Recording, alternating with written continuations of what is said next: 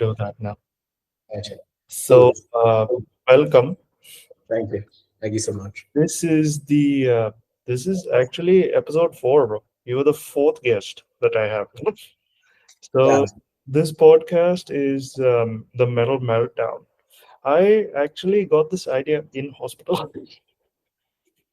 So, so I was like, we'll start a podcast. I'll get individuals who are passionate about this and get them to express themselves on my podcast. And it'll be my way of like giving thanks to a genre that has given me so much, Yeah. you know? And yeah, you're number 4. Thank you for having me, man. I appreciate the gesture and thinking about us. I run a podcast myself called Beyond Time Signatures for the exact same reasons as you do. Yeah, man, I love the genre, and in most ways, it's made me who I am. Yeah, Just like a lot of us in the scene, yeah, I, yeah. I may not be the brutal death metal, black metal guy, Oh but no, I enjoy that, but I like my prog too. yeah, I'm a pro guy at heart all the way. It's who I am at every step of the way, and it's a lot I've learned from prog about how to live life, also the ups, the downs, and it's crazy just how music is like a reflection of life. For most of us in the space that have a love for this genre. Yeah. So But yeah, thank you for having me. you Uh, will. yeah. But like, tell me something. Like, how did you? I'm not talking about your journey as a musician, but how did you get into metal in the first place? Was there a certain person who showed you, or was there just genuine curiosity? How did that work? I'll tell you. So, um, growing up, I grew up in a family back in Mysore, India. I'm from the south. I'm Punjabi, Sindhi Punjabi, On and uh, down. born and brought up in the south. Yes. My granddad, I mean, I come from a family of businessmen, but I feel like I use the term cultured businessmen because these guys were very familiar with movies, cinema, music, Mhm. especially my granddad and dad. Although they were occupied with work during the day, their Mm. evenings were full of life, Yeah. full of incredible people till date. Um, my granddad was a multi instrumentalist. Oh, He didn't really go to any classes or anything, but he had a passion for music and instruments and picked up instruments on the whim like that. So I grew up with a lot of instruments just around me. But he came from a Hindustani classical Bollywood background. So bits and pieces of Hindustani classical along with Sufism and Bollywood. My dad, on the other hand, started his musical journey with a CD, cassette, and vinyl shop. ah, nice. Yeah, So another spectrum. and he was a big Ronnie fan, Ronnie James Dio. So Temple of the King, the song, based off that, he called his shop Temple of Music. Oh, nice. This was back in 93, 94, before his marriage and around that time. So growing up, he had a massive collection of CDs, cassettes, vinyls. So life for me the way it used to go. Like the first song ever played to me. The second I was brought home after delivery in a day or two, the first song my dad introduced me to was Never Rain by Guns N' Roses, Oh, nice. or so I've been told. Right? Um, that's where it started, and then at home, my granddad used to play Kishore Kumar songs, all the OG artists, Rahat Fateh Ali Khan, um, a lot of the OG artists that shaped and defined South Asian music. But as soon as I got into the car on the way to school, it used to be Scorpions, Roses, Skid Row, Motley Crue, Def Leppard, Michael Learns to Rock, the Mm. 80s as a whole, the 90s as a whole, Brian Adams. Yeah. And the heaviest he got to from there was Metallica. Oh, Yeah. um, Metallica made in the big four, essentially. And I was introduced all the way to the big four by my dad. Like nice. the second I was home, it was tablas, keys, sitars, sarangis, the Indian instruments. So I grew up with a plethora of sound around me. This was from my, like my granddad and dad's side. From my mom's side, it was books, stories, religion. It was culture, heavy culture. Um, yeah, man, this is basically the first ever. This was the time when I was introduced to everything as a whole within the first 10 years of my life. Yeah, That's actually good, bro, because like it gives you such a nice base to interpret everything, you know. For me, when I was getting into heavy music and things, I went from a background of listening to just Bollywood music at one point, and then when you remember the Nokia Express music? yeah, yeah. Yeah. So on that, I got a guy to fill his entire library on that phone because at that time I didn't even know how to download a single song. Right. And he put like Tupac and all your NWA and all of that. So I Yeah, went in that direction. right. And then afterwards, in that phone, one of the bands he put was actually Linkin Park, and he put Hybrid Theory only. Nice. So when I got into that, I was like, "Oh, this is a thing as well." and and from there, then I started getting into heavy music but not. I didn't start with the big four. I went in the opposite direction. I went Right. like for me, the first proper harsh metal song for me was actually Redneck, Lamb of God. So Nice. I started in that direction, went towards like melodic death metal, Cannibal Corpse, all of that, And and then discovered then back from back to yeah. Like right. by when I found Holy Diver, I was actually I heard the Kill Switch one first, Oh, okay. and Okay. then I heard the original because at that time I didn't know it was a cover. So I was like, Howard is really good, and then I heard the original, and I was like, Holy shit. Ronnie is even better. Yeah. R.I.P. Wait, Yeah. he's not dead, is he? I forgot. He is there. Okay, he is dead. Yeah, He's been there for a while. Yeah. yeah, I forgot about that. But you know, then I started listening to the old stuff. Then once I got older and I found stuff like Tesseract and Neo Blevascaris and all of that, I started getting into prog. And I Yeah. stayed in prog for a long time, Yeah. you know. But like for me, I wasn't big on black metal because of all the elitism, because I remember when I was in college, I had met a guy who said that he was purely elitist, and he showed me Behemoth, and I was like, I like this. But Yeah. because like I was used to black metal having really shitty production, Behemoth is the only one that doesn't. Behemoth is the only one that doesn't. But at the end of the day, with Satanist, when they came back, it showed what Nurgle is capable of, Yeah. you know because that is an album that is actually, you might not believe it, but it's actually being taught to classical musicians around the world. No, I know, I know. Even for that matter, even Earn by Neo Brevis is Not Earn, bro. Portal of no, Eye. yeah, Portal I of know. Earn also. i Earn know also.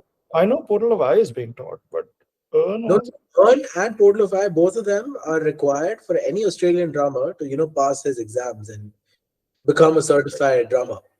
It's Yeah, crazy. It's crazy how, that is the standard Neobliviscaris has set for the Australian prog scene. man, they the stuff that they've put out, okay, I mean, think about it. You take 12 years to make your first record, yeah, and you drop that bomb on the entire prog scene, and you're like, holy shit. It's just quality. It's just insane amount of quality, man. I swear. Linkin Park, for that matter, took 10 years to drop Hybrid Theory. Man, forget Hybrid Theory. if you take something as recent as a Job for a Cowboy, Oh, dude, lovely band. bro, Job for a Cowboy and the record they just put out, I haven't checked it out though. oh, you should. You should. I waited so long. And when it dropped, I heard it and I cried. It it it is it is the perfect companion piece to Sun Eater. I'll check it out. I'll check it out. It For me, dude, you mentioned Linkin Park. Linkin Park is extremely personal to me because it's the first band that I discovered on my own ever. that's a lot of people. Yeah, That yeah, no, like I'd already come from the musical background, so I knew the big names already, in the early 2000s. But I'm also a big anime guy, and mm, the early 2000s for me were Pokemon, Naruto, Dragon Ball Z, not- and One Piece, and so on, right? mm. At the early launch of YouTube around Fun. 2007, Do you prefer to read or watch? watch. I'm a visual guy, dude. I really like visuals. For me, I started with reading. Yeah, that's okay. That's all right. Like, As a visual designer myself, I think visuals is what appeals to me even till date. oh shit. 1 second, yeah. I'll have Yeah, to just take a call. don't worry about it. It's a delivery, so I'll just stop for a minute. Yeah, that's okay. For me, it's more about the sport and the history of the sport than the patriotism. Yes, Like if Tendulkar played for the UK, I would have supported the UK because of how fine of a player he was. Yeah, 100%. But you know, I'll tell you something. This South African team also, you got to give it to them. They really put an effort this time. the South African team has done the one thing they haven't been able to do for so many years. Reach the final. Yeah, exactly. They've Yeah, always been semi-final. correct, correct. The South African team did really well this time. And dude, to put on such a fight to a point where from the first over we were scared. We were stressing because of Quentin de Kock and the way the other guys played. Hendricks, geez, man, these guys were batting properly. No, and even towards the end, they were much higher than us at that point. Because Correct. when they passed 150, I was like, uh-oh. Yeah, yeah. I was actually talking to I was watching the game in my friend's place, and I told my friends, guys, if they cross 180, it's our game. They were at 176. And 176, I was like, can be done. It's very close, so it'll be a very tight game. Um, yeah, man, it was No, it was it was just an incredible experience. no, but also you have to understand the last game also with England was 172. Yeah, yeah, The same story twice. yeah. I just didn't know what to say because like the last 4 5 overs was so nail biting. Like I truly believe cricket is scripted because of the amount of money that goes behind cricket. Mm, Like no one would leave it to luck when there's like $4 5 billion circulating in the whole betting industry and grey market. mm. Even I wouldn't leave it to luck for that matter. Hell yeah. But I don't think anyone can script the last 3 overs like that, dude. No, no. But that's the beauty of 20 over cricket, na? 50 overs may you won't get all this. Yeah. Yeah, correct. 20 overs because they really have to go hard. Towards, I mean, Yeah. I remember even if you're playing the game, yeah, if you're playing like cricket 2024 or something, you can still script it, and you can do that in 10 overs. Easy. So, yeah. Easy. Anyway, getting back to Yeah. the metal part, this was fun. But yeah, getting back to the metal part. So, like, are you in the main group, our metalheads group? No. No. I So used you, um I used to be, but then I never really interacted and my phone always went off with so many notifications. yeah, but 90% of them is just people sharing. Yeah, I know. And I was just like, dude, my bandmates are in this group. They can share if they want to. I'm not part of any group. Said I've taken myself out of any group. मेरे को notification से allergy है essentially. For the I, pure reason that if I see a notification number over there, I will open it. yeah, I cannot sit with the number just increasing.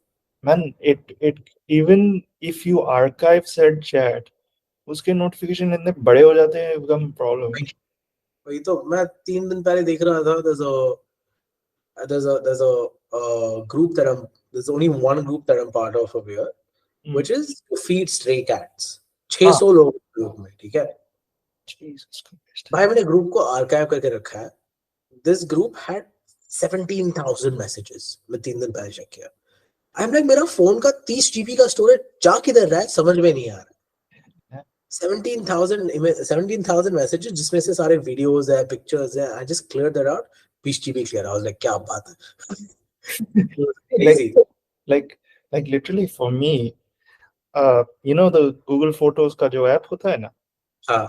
in that I bought the 2 TB storage for this shit only. Because if you buy the 2 TB storage, अभी Google का क्या है? They're like, you need to buy the 2 TB storage to be able to record meetings. I'm like, are you Yeah. sure? Yeah. Correct. And I was like, wow. Because, when, so I'll tell you something. When I did episode 1, yeah, my first guest was actually Paul from Skull Crusher. Okay. And then when I did episode 2, my second guest was Aaron. You know Aaron Vadia, yeah? Yeah, Cypher. Yeah.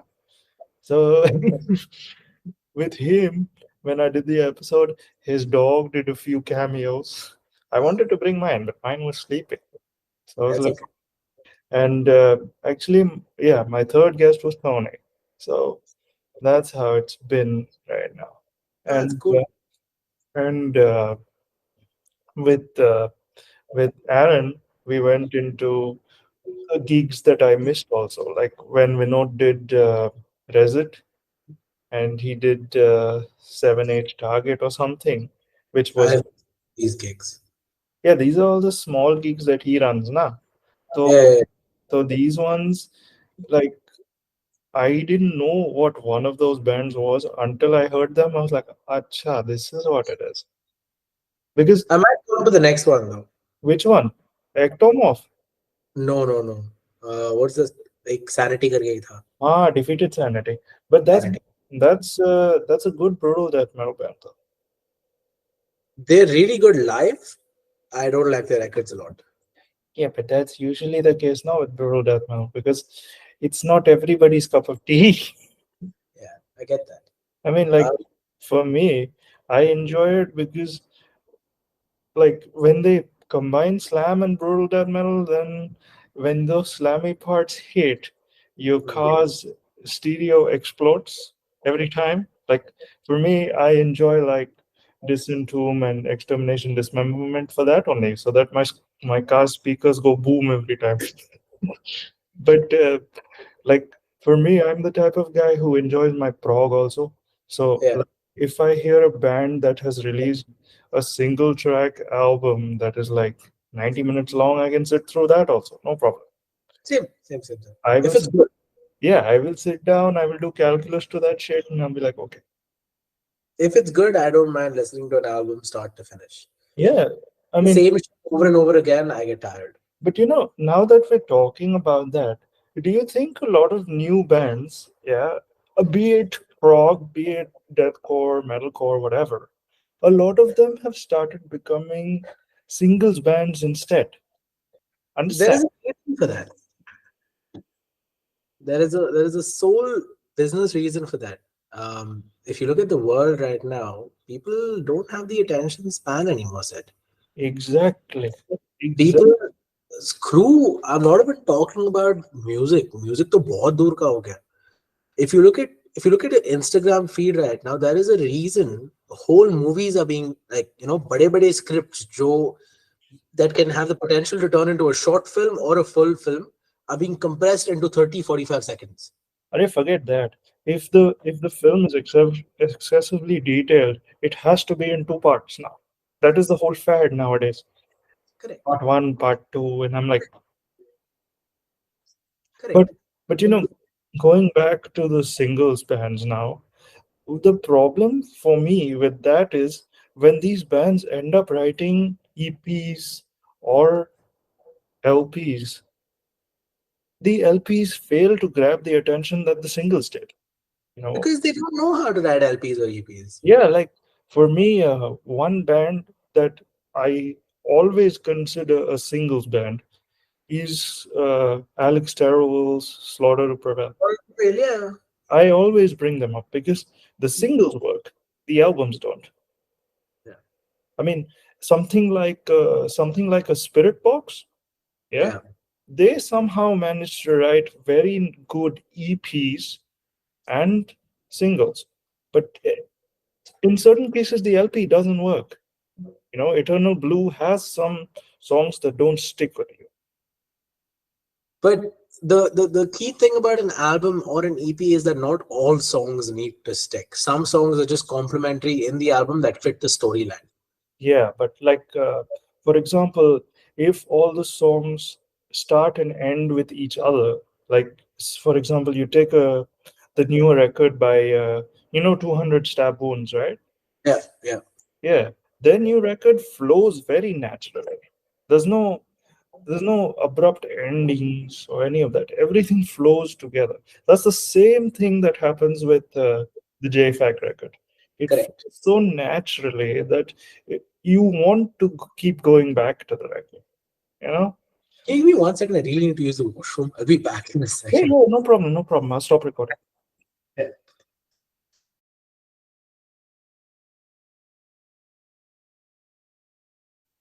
So, so coming back to the whole EP album versus singles, dude, I truly believe it comes down to the kind of story writer you are.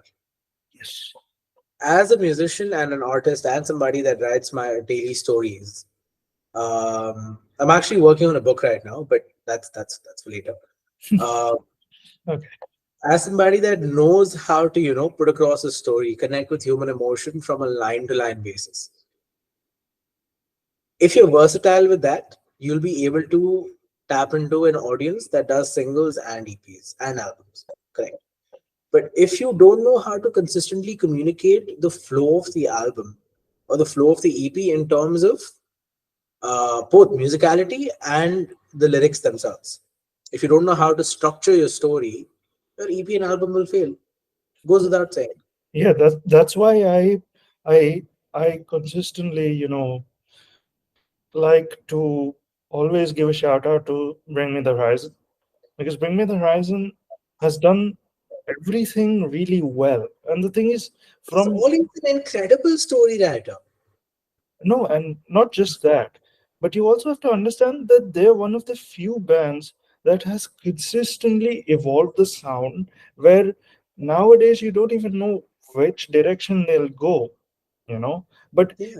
but in a way, it's done so well that the scene starts to ape it because they realize that if these guys are above the trend, then maybe we should try that as well. Like Architects is doing that now.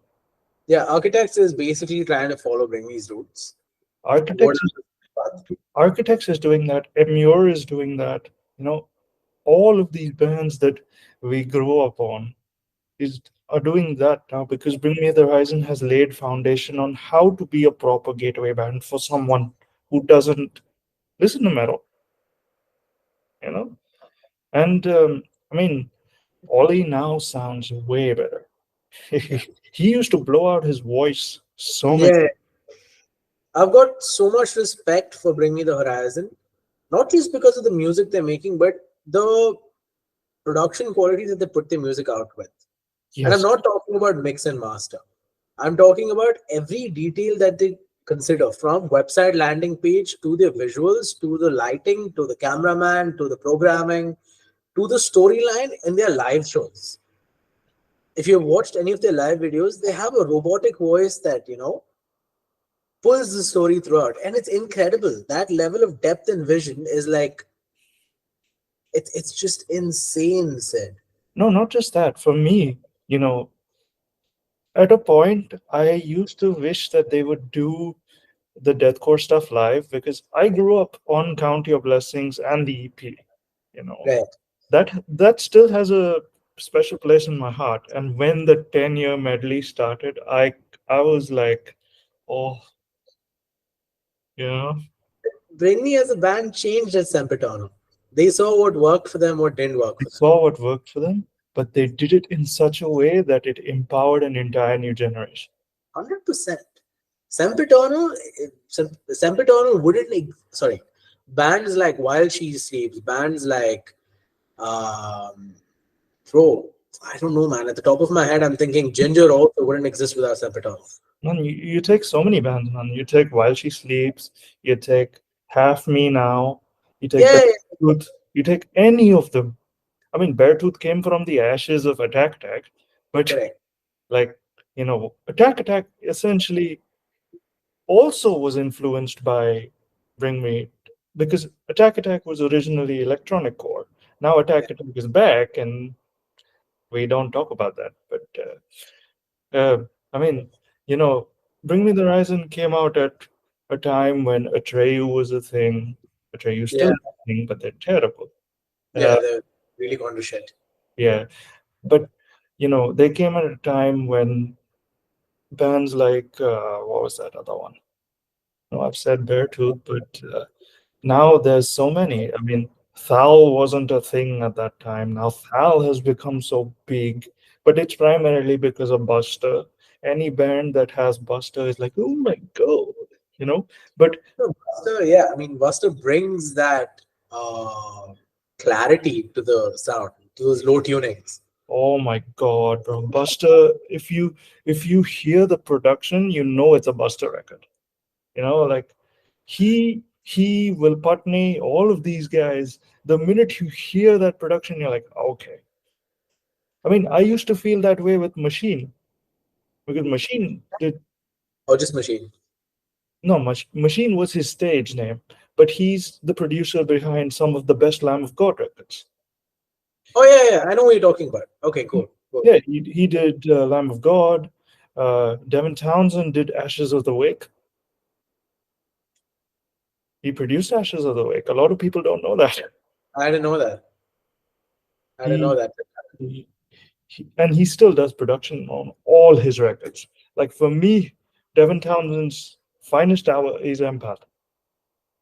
What Empath did, oh my god. Devin Townsend's another crazy guy, man. This guy's story writing abilities are nothing less than a sci-fi fiction story writer. And it's crazy, dude. Because if you give Devin Townsend like the chance to write his own novel, you can already tell the kind of novel he's going to write.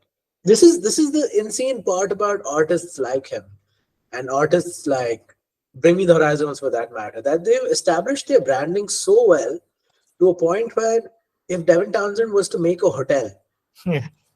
you know the kind of hotel he would make. If Bring Me the Horizon was to make a hotel or a restaurant, you can literally imagine the whole thing. But bands fail at branding so much.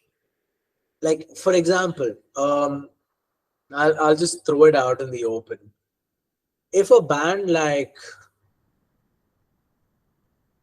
let's Asking say, Alexandria is currently failing in branding, so we can definitely bring them up. Asking Alexandria, no, Asking Alexandria is still relatively okay. I'm not talking about. I'm They not talking. started here, right? Sorry, They started here. sure, sure, I know. Yeah, yeah, yeah, They started here and then went to UK. Yeah. yeah, yeah, yeah, yeah. But I'm talking about a pretty well-known big band. Like I don't know. Fuck, finally, Anthrax. If you talk about a band like Anthrax creating their own restaurant or hotel, can you imagine their branding? Um, No, they don't sell it that well. no, they Or don't. they really don't sell the music that well. Like it's insane because any big band you take System of a Down, you can imagine the branding as a hotel. You take Rammstein, you can imagine the entire escape, World War II, 1945. The entire escape is just set in your head. Yeah, you take Sabaton also, you know exactly what you're getting. Exactly, yeah. You take Metallica, you know what you're getting. It's like, I feel like a brand as a whole is properly established when you can take that name and put them in a different genre, and the vision is just dead clear. This It's just dead clear. this is why I appreciate a project like Darko. You know Darko. Dark, yeah, yeah, yeah, yeah. Big fucking fan. Mwah. Yeah, I know, I know. Incredible work. I mean, Uh, Such a fan. I don't know. It sounds like Tom Barber is having way more fun in Darko than he is in Chelsea Grin. But I don't like Chelsea Grin. that's just me. I don't like Chelsea Grin. I agree. Because I liked old Chelsea Grin when Alex was there, Yeah. but new Chelsea Grin, no. That I'll tell you the problem with bands like Chelsea Grin. And I'm telling you this from a very personal perspective. That when you look at bands like Chelsea Grin and you look at bands like, let's stick to Chelsea Grin for now. Even uh, Terrorist Threat for that matter. oh You god, dude. you look at bands like these guys. I feel like there's one person in this band that feels like they're superior to the rest, which is why the tracks and the branding goes in that way. Yeah. And It's, I feel like it's the guitarist. it's It's always the guitarist. it's the same thing happening with Lorna Shore now, right? Yeah, yeah, exactly. I was about to go to that. Lorna Shore also is going to that level. It's going there in the exact same direction. I mean, Here's the thing. Will Ramos, despite being the defining point of Lorna Shore, is not the one steering the wheel. no, it's Austin. No, not Austin. It's the Austin. guitarist. I forgot his name. Yeah, it's not Austin. I know it's not Austin. It's the other guy. I forgot his name. But If Will Ramos was steering the wheel for Lorna Shore, he would have taken it in a very interesting direction because metal is not the only thing he does. I know that. I know Yeah. that. See, he's having the same issue that I think Alyssa is having with Arch Enemy. Yeah, and quite frankly, the same issue as I was having with Callous, Oh, okay. which is Speak. why it's so personal to me. Um, It yeah, it feels very handcuffed because I mean, I grew up listening to The Agonist, you know, and Arch Enemy, and when I see what Alyssa is actually capable of, like she was in The Agonist, and I see her getting handcuffed here because Michael is very he knows what he wants. That's why I feel like they wasted Jeff. yeah. Jeff Loomis was in the band, man, and they wasted him. He came off Nevermore. You don't waste a guy with talent like that. Dude, Nevermore was a project that should have survived. That should have gone somewhere because of the amount of potential it has or it had. You know, Yeah, what an incredible freaking project, man. Every record that came out of that band was brilliant. Was pure brilliance, and I feel like artists like Jeff Loomis or artists like people that define their own band. When Jeff Loomis was leaving Nevermore would have made a much bigger statement in 2024 than a band like Arch Enemy in 2024. Number one. Number two, bands like Opeth, which was where the guitarist and the vocalist were like the same person, yeah, are yeah. the artist, where he set the vision for the 24, 25 years. Even if the band is not fully operational right now, if you imagine a hotel for Opeth, you can imagine it. 100%. You can 100%. imagine. Same 100%. goes with No, Children of Bodom, for yeah, that matter. Yeah, yeah. yeah, yeah, yeah. I mean, like, it's- talking about Opeth also, when they changed to a primarily clean sound, Yeah, everybody was on board anyway because we knew Michael could do it. You know, yeah. like even Bloodbath. Okay, I'm not a fan, but okay. no, It's, but it's effective, yeah, no, but like even Bloodbath when he was in it, yeah, the initial EP and the record, that he was in, and then when they got Peter from Pain and Hypocrisy to be on the second record, Nick Holmes, okay, but those two records and that EP essentially created Bloodbath properly. I mean, Yeah, I I like uh, I like the Catatonia guy's writing for Catatonia, but when he started writing for Bloodbath, I was like, "Hmm, hmm, he's very good." But yeah, yeah, yeah. But that being said, have you seen Catatonia's feature on Ocean? yeah, of course, Yeah, of, I was mind blown. but I still like the song that came right after that. I like the whole album. Bro, the whole album is the listening experience. It's You can't incredible. listen to one song. You Did have you come to the live show? no, bro. I was still healing at that time. Okay, you missed out. I'm just saying. You don't think I know that? No, I was just trying to rub it in a little. That's all. I'm sorry, man. But yeah, I get it. I get it. The ocean was an incredible experience. Yeah, Man, man, it was they just fantastic. they came back after Pelagio and really like defined the sound, you know. Phanerozoic 1, Phanerozoic 2, Halocene also. Halocene is softer, but you know, that's why I enjoy bands like it I'm sure you know Ishan, Fantastic. Leprous. Fantastic.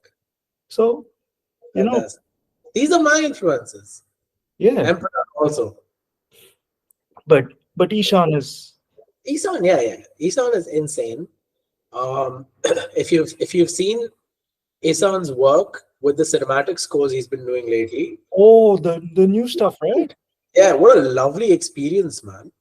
Yeah, that Scoring films to a point where he's featured on the same playlists, same Apple Music and Spotify playlists as Hans Zimmer and everybody else. no, but also if you listen to his new record, it's in two halves. One is Correct. the normal record, and one is the orchestral record. The orchestral record sounds beautiful. Insane, insane, and it's one of my favorite records out there to come from a pure black metal artist, but he's not really black metal. He Yeah, he people think of him as black metal orchestral, but in reality, I think he's just a very cinematic musician. he's a very proggy mind. Yeah, yeah, yeah, 100%. He is one of the godfathers of black metal, if you think about it, because he's up there with your dissection and all of that. But what he has given to metal is unbound, you know. And the fact that he comes back and pushes it in a new direction, you know. I think that maturity to pick something up and change it over these many years is something that comes with time and relentless effort into doing the same things over and over again, and then that desperation of wanting change as an artist. If you had met Isan 15 years ago and told him, "Hey, you, in 15 years you're going to make orchestral music," I think he'd laugh at himself. Yeah, Hmm. I think it's just something that comes with time, dude.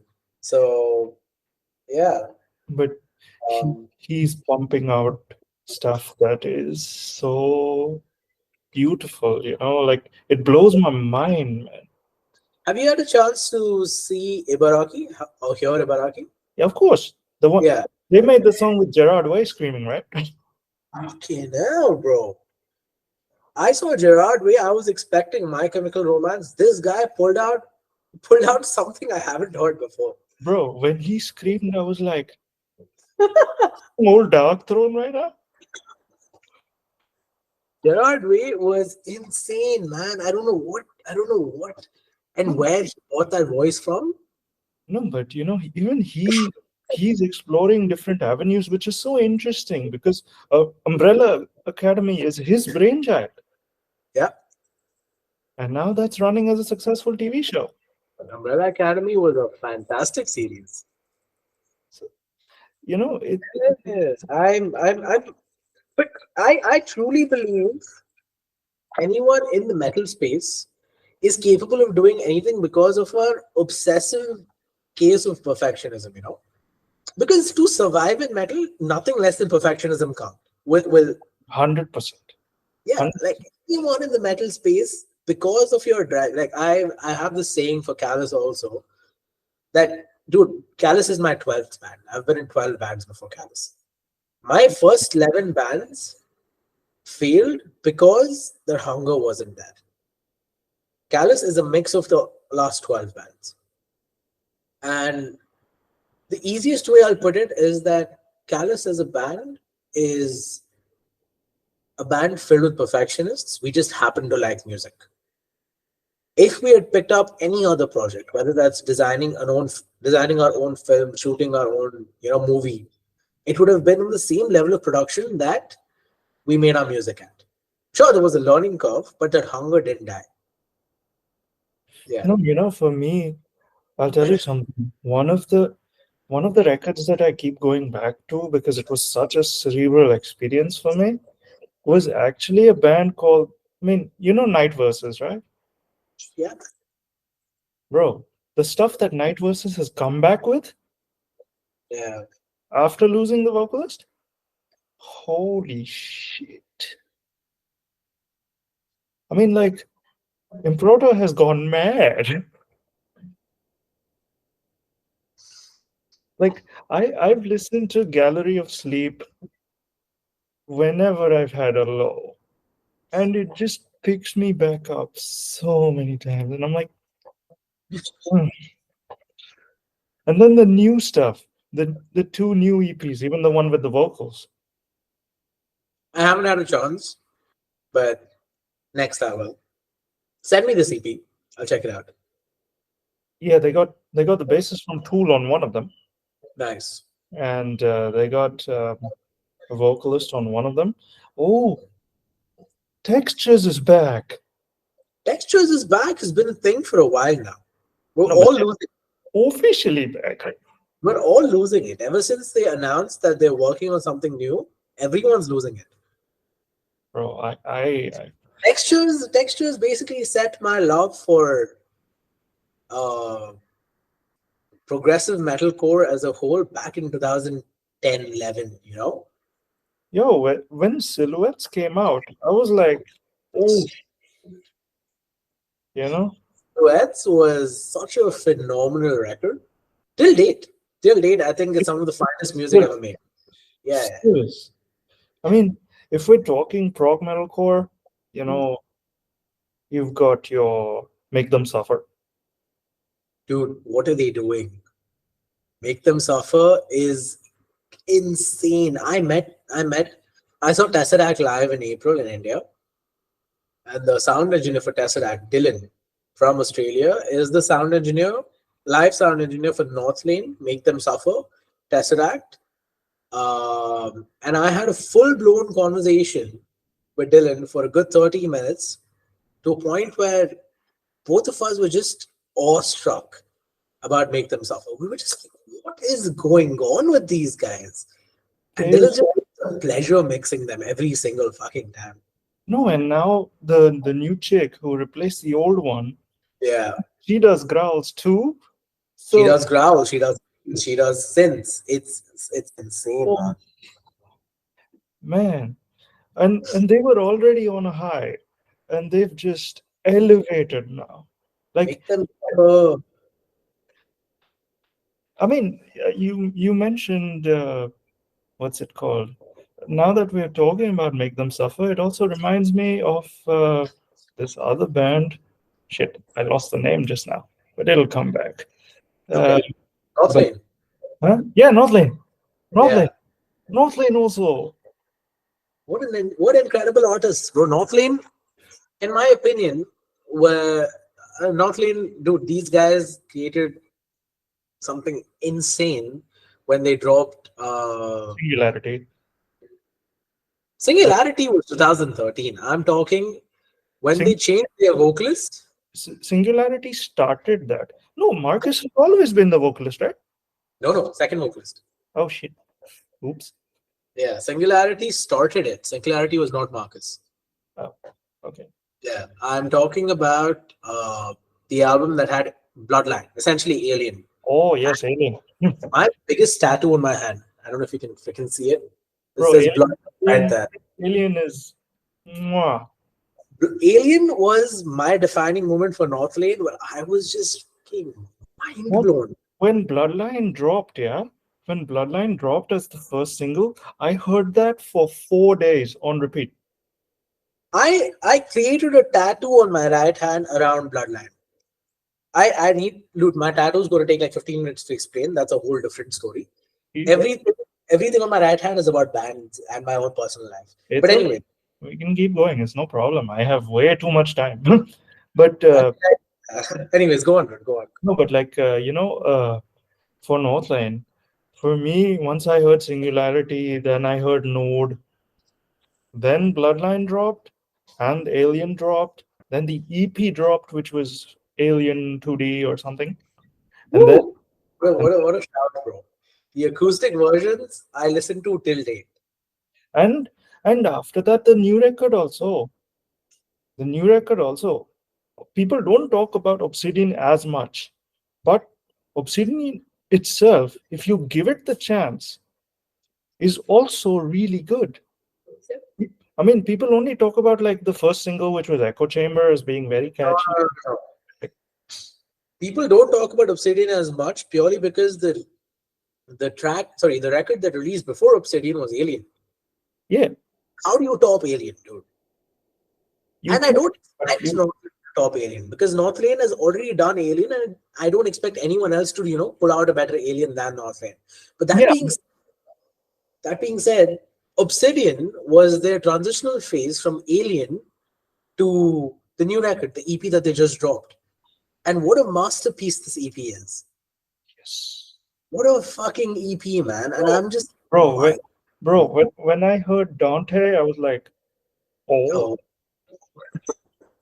this is where we're going. Okay, Dante was just the start of it. When I heard the track with, Parkway Drive, fucking hell. Even the Carnival track, even all the of them, Carnival track. all of them. But Like, I can hear the choruses in my head right now. no, but like that's the thing. Parkway Drive also, when they started getting softer, the new record doesn't hold up. The new record, dude, the new record, if you watch their documentary on YouTube, you'll understand why the new record was made like that. They No, had way too many band issues, man.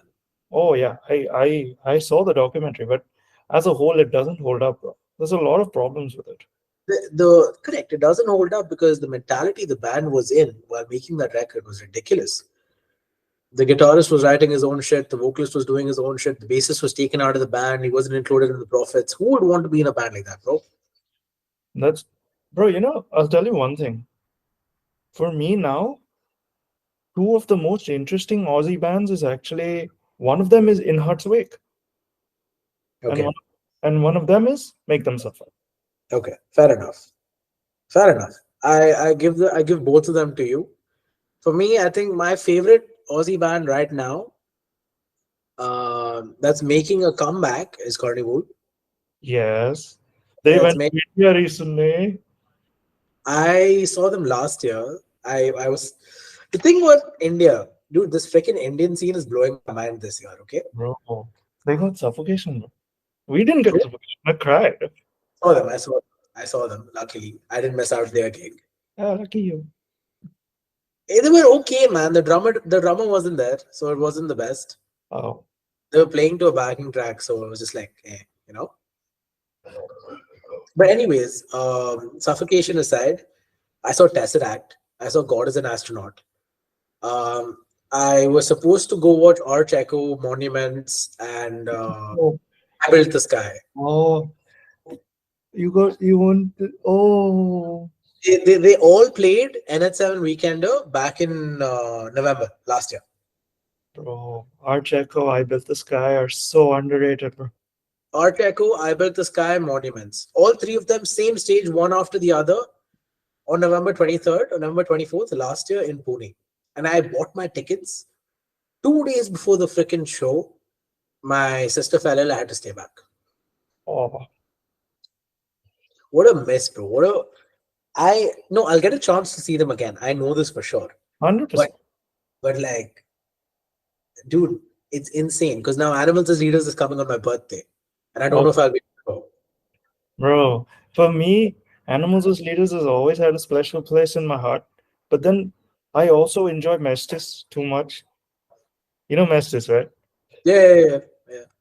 Mestis is also so fun. And, Yeah. But and it is its own beast, man. Animals as Leaders, yeah. I mean, who makes music like that? I mean, Yeah. that's why the prog scene is so interesting because you get small bands like right now. One band that is blowing up a lot is a band called Aviations. Bro, what a brilliant band. What a brilliant band. We actually have a podcast with my podcast. We'll be talking to Sam, the vocalist, very soon. Hopefully, if things go all right. We had a podcast with Ollie Steele a couple days ago with his new record. Oh yes, Yeah, yes. that episode's dropping early July. Before that, like currently, our latest episode is with the guitarist from Pliny. I keep forgetting his name, dude. Look, Uh, Pliny is the guitarist. no. Pliny's band. Oh, His name is Jake Hasem Lowe. Jake Hasem Lowe is a guitarist that writes with and plays with Pliny and also plays with I Built the Sky. okay. Before that, we had I Built the Sky on as a podcast. Bro, you know who you should get? Who? You should get Zaiteki, bro. Not yet. Not yet. In time. Because for now, dude, I feel like as a team, me and my partner were focusing on the Australian scene, getting as many Australians as possible, and then we'll switch up countries, then we'll switch up, scenes as a whole and dive into Yeah, that scene. yeah, because Zaiteki will be very interesting for you after his last record, bro. We'll see. We'll see. I'm not the one that interviews these guys. I'm the one that does the back end work. Oh, So shit. the design. Yeah, I'm okay with that, dude. Quite frankly, because I have too much on my plate.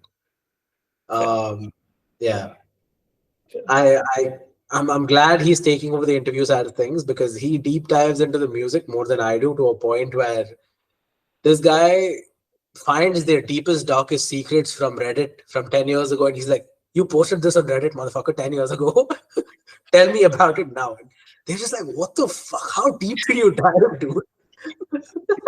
No, but like you know, like one guest, if you all end up doing the US, that would be very interesting for you, is actually Whitechapel, because then you can talk to Phil about the valley. In time. In time. That would actually be very interesting because I mean, like when I heard the valley and Kin, I was like, oh, this is getting interesting because it's I'm Whitechapel was a year-long phase for me. After that 1 year, Whitechapel and basically Die Artist Murder, Suicide Silence, they all kind of died down. yeah, Um, yeah, of course. Suicide Silence, I know, is definitely dying down because I mean, All Shall Perish is bad, yeah, yeah, and All yeah. Shall Perish is way better. I don't know, man. That early deathcore phase didn't really hit as much as the modern deathcore does. Yeah, of course. You take Uh, something like Entheos. yeah, exactly. Like, can you hear the background noise behind me though? No, not really. Because if you are, because there's a lot of background noise. My mom, and my sister are talking so loudly for some reason. No, I can't hear. Cooking and shit going on. Okay, if you can't hear it, cool. If you can hear it, I'll change to my AirPods. No, it's fine. But speaking about Entheos, they also, if you heard the record, the last record they dropped, it flowed so naturally, bro. And Copperwise is killing it, man. I haven't heard the last record, dude. Bro, Copperwise is killing it in his features and solo writing. You're talking about Naveen Kaupavaz, the Yeah, drummer. yeah. Naveen Kaupavaz had a project with the Come on. Indian guy. He's multi, no? Yeah, correct. But have you heard Naveen Kaupavaz's project with the Indian guys, the Indian scene? Which one? It's called Too many bands I can't remember. Naveen Copperwise has a prog metal band with one member from Gutslit, one member from Demonic Resurrection, and one member from Inner Sanctum, I think so. But I don't isn't remember. but isn't Demonic Resurrection dead? Yeah, but this is a while ago. This is a while Oh, ago. okay. So I think the project is called it's called Some Effect, bro. Wait, I'll tell you.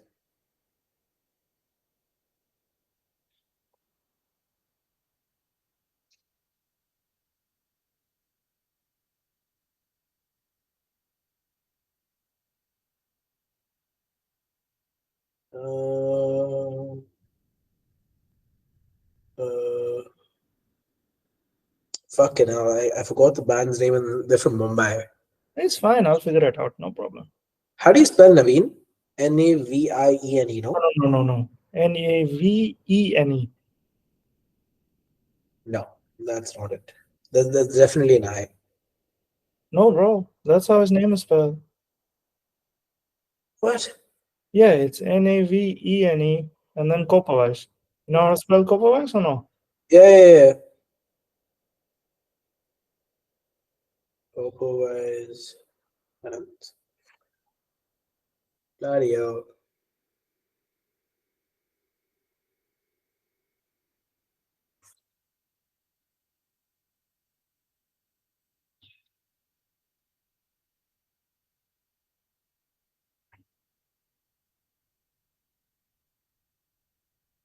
What is that project called, bro? I don't fucking remember. Just check his metal archives, bro. You'll find it. Ah, Minerva Conduct. Thank fucking God. Oh shit. Okay. I'll check them out. Minerva from Mumbai. They have one or two EPs, all instrumental. Fucking great. If you've heard of the Helix Nebula, Yes, I have. Helix Nebula is Jake's project, the guy we just interviewed. Jake Howsam Low from Australia. Helix Nebula is his project. You know, And you know, you probably know them because you and I are prog people, but there's a band, okay, called that not many people listen to, called An Abstract Illusion. I know Abstract Illusion. These guys are fucking great. Bro, there was, I mean, now that we're talking about them, there's the Human Abstract. I haven't heard Human Abstract. I know Abstract Illusion. Abstract Illusion, bro. Yeah. Mm, Dude, prog as a scene is just so diverse, man. And it's so interesting because I can never get bored of prog. I am bored of core. I am bored of death metal. I'm bored of I'm telling you as frankly as possible. I listen to Architects once in a while. I listen to North Lane. No, North Lane I listen to quite often. North Lane I consider prog. North Lane is prog. no, Northlane is 100% prog, bro.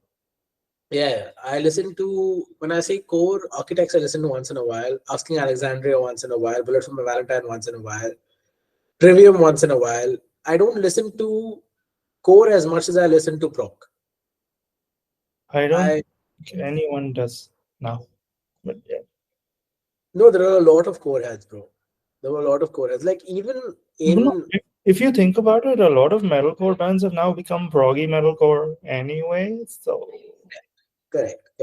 like like like you take something like the plot in you or something like that, they're all starting to become proggy metalcore. But one band that I love, Japanese band, Maximum the Hormone, bro. Because you never know what you're gonna get. You get a whole ramen bowl with them. Maximum the Harmon is a band like System of a Down, but Japanese. But it's like System of a Down meets uh They're a ramen bowl, bro. You don't yeah, know. yeah, yeah, yeah. What is that? What is that? Fucking hell. What is this job? I keep forgetting names, bro. This is the biggest. This is the biggest problem with me. There's a UK based band that's mixed metal with reggae. Kindred? Skin Red, thank you. Kindred. So yeah, it's like System of a Down meets Skin Red meets some Japanese anime movie. Then you mix all of that, and that's when you get bands like Baby Metal and you get bands like Maximum the Harmon. Bro, there's a new one now. It's called Hanabi or something. Same shit. Yeah. I mean, to me, I was introduced to Japanese metal not through all of these guys, but through Sim. You know Sim, right? The guys Yeah. who do, like Attack on Titan and shit. And I was like, okay. I I mean, actually performed the Rumbling on Expo 2020 stage. I performed the Rumbling and I performed Deadhead by Devin Townsend on the bro, Expo. that Deadhead live video where Yeah. he went into another atmosphere. Oh my god, dude. Okay. But like for me, bands like Crystal Lake and all of that are very interesting because they're starting to become proggy and explore new things. Crystal Lake has always been proggy, but then ever since Rio left the band, With they're the going with the new guy from Last 10 Seconds of Life, they're really going elsewhere. Pretty um have you heard Ryo Kinoshida's solo project that just started? yeah. It's got a weird name. It's called Ryo, RYO. That's it. It's called No, anything no, no, else. no. There's that, and he's got that other band also. Something beginning with I. I forgot I the know name. what I know what you're talking about. I can't recall the name, however. Yeah, all the song names are in Japanese, but uh, yeah, they're his new. But the weird part, okay, he left Crystal Lake because he said, "I don't want to perform live," but he's performing live in the new band.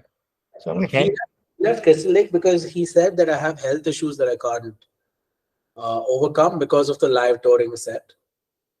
but he's Uh, doing live touring with his new band anyway. Correct. So I feel like there's a bigger issue over there that they aren't talking about. I think so too. I think so too. It's But okay. but let's go to Callous now because I mean, since you are comfortable talking about it, Yeah. how has we'll go from the start, because I want to understand what sort of journey it's been for you with this band. Okay. It's been your baby, right? I mean, half my Yeah, baby. Yeah. yeah, baby. It doesn't matter, but Yeah. no, there is an attachment to it, and 100%. 100%. how was Uh, okay. Let me just break it down this way. Late 2021, I had a band called White Morgue. okay? Um, White Morgue was a band also from here, and we had basically reignited the prog scene in the region. When bands like Benevolent had gone away, when bands like um, what is this guy's name? Anyways, there were a lot of prog bands over here in the scene, and most of these bands basically just died down because of the kind of city the Bay is. Yeah, 100%. Around the time Coat of Arms made a comeback, which was around November 24th or November 20th, Yeah, when they dropped the new single, right? when they dropped Inferno in Right. 2020. Yeah, 2020. yeah, I That remember that. that was the same year I dropped my first single ever with White Morgue called Truth Lies. You should check it out. I think you'll like the song. Um, but White Morgue had a lot of hope as a project because of the direction we were taking, and the learning curve was there.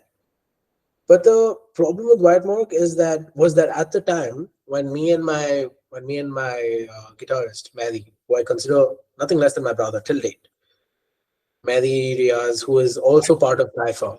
Yeah, I've heard that name before. I was like, wait, that sounds familiar. Yeah, Mehdi and I started our metal journey together over here. I pulled him into White Morgue, and we started building White Morgue together, and we wrote our first single, Truth Lies, together. Um, that's where it started for the both of us, including our third member in White Morgue called Nima. Nima is also part of Callous. Um, Nima is also part of Sounds of Olympus, the bald guy, bassist. Uh, Yeah, don't like Sons of Olympus. you don't need to. You just need to get to know Nima. I mean, he's a great guy. He's a great bassist. And if you have a conversation with him about music, it's going to be very similar to the conversation you and me are having because him and I, we bond on prog all day long. All day long. And in fact, he'll know more bands than me because I've learned a lot from him. Man, I had that same type of conversation with Aaron also because Aaron is also prog, no? Yeah. Correct, correct. But that's what I'm telling you, that we're all very similar when it comes to our love for progressive metal and our music. Bro, Uh, in metalheads, I've shared so much underground shit, you know, be it black metal, death metal, prog. But the problem I have with metalheads is that people are riding nostalgia non-stop. There's very few people willing to give the new stuff a chance. because people find it comfortable writing nostalgia. Agreed, but it pays. Let me just put it this way. Um, when the ocean played in Blah Blah, Hmm, the scene wasn't ready to see scene didn't know what to expect. A lot of the scene at Blah Blah, who was hmm, there, the hmm, scene of, hmm. they didn't expect a prog band like Ocean to put on a performance like what they did. From the footage, I could understand that. You and me know Ocean on a much deeper level, which is why shows like these matter to you and me. But people like, let's say, even Mutasam for that matter, I'm sure he's exposed to the metal scene left, right, center, having a metal label of his own. And the But record. yeah, and a record store. But he still chooses to bring bands like Lacuna Coil and Septic. Moonspell and all these OG bands that cater to a Wider audience. much wider and more nostalgic audience. They cater to the old guys for only two reasons. One, the old guys have money to spend and they prefer bands like that. So as a business, it makes more sense. It makes more sense bringing bands like that. Like the Ocean, I think freaking came here, played the show and lost. I'm sure they didn't make any money off the show. How many people were actually there? Max 200. Oh, Lesser people than my debut show with Callous. shit. Yeah, Yeah, yours was at Fridge, right? correct. Correct. And I don't get it. I don't understand. We were actually supposed to open for that show, which I'll also dive into later when we talk about Callous properly. I don't understand why the metal scene over here, or even not India, I'm not talking about India.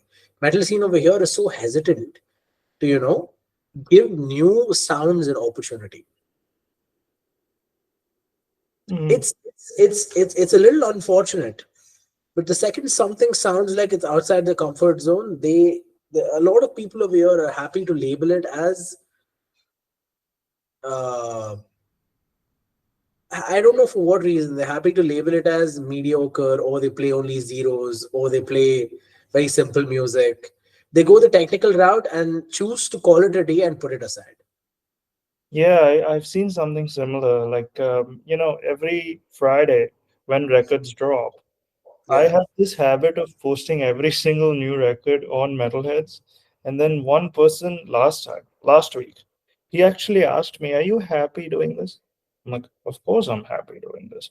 I like to share what is happening in the scene right now with right, people.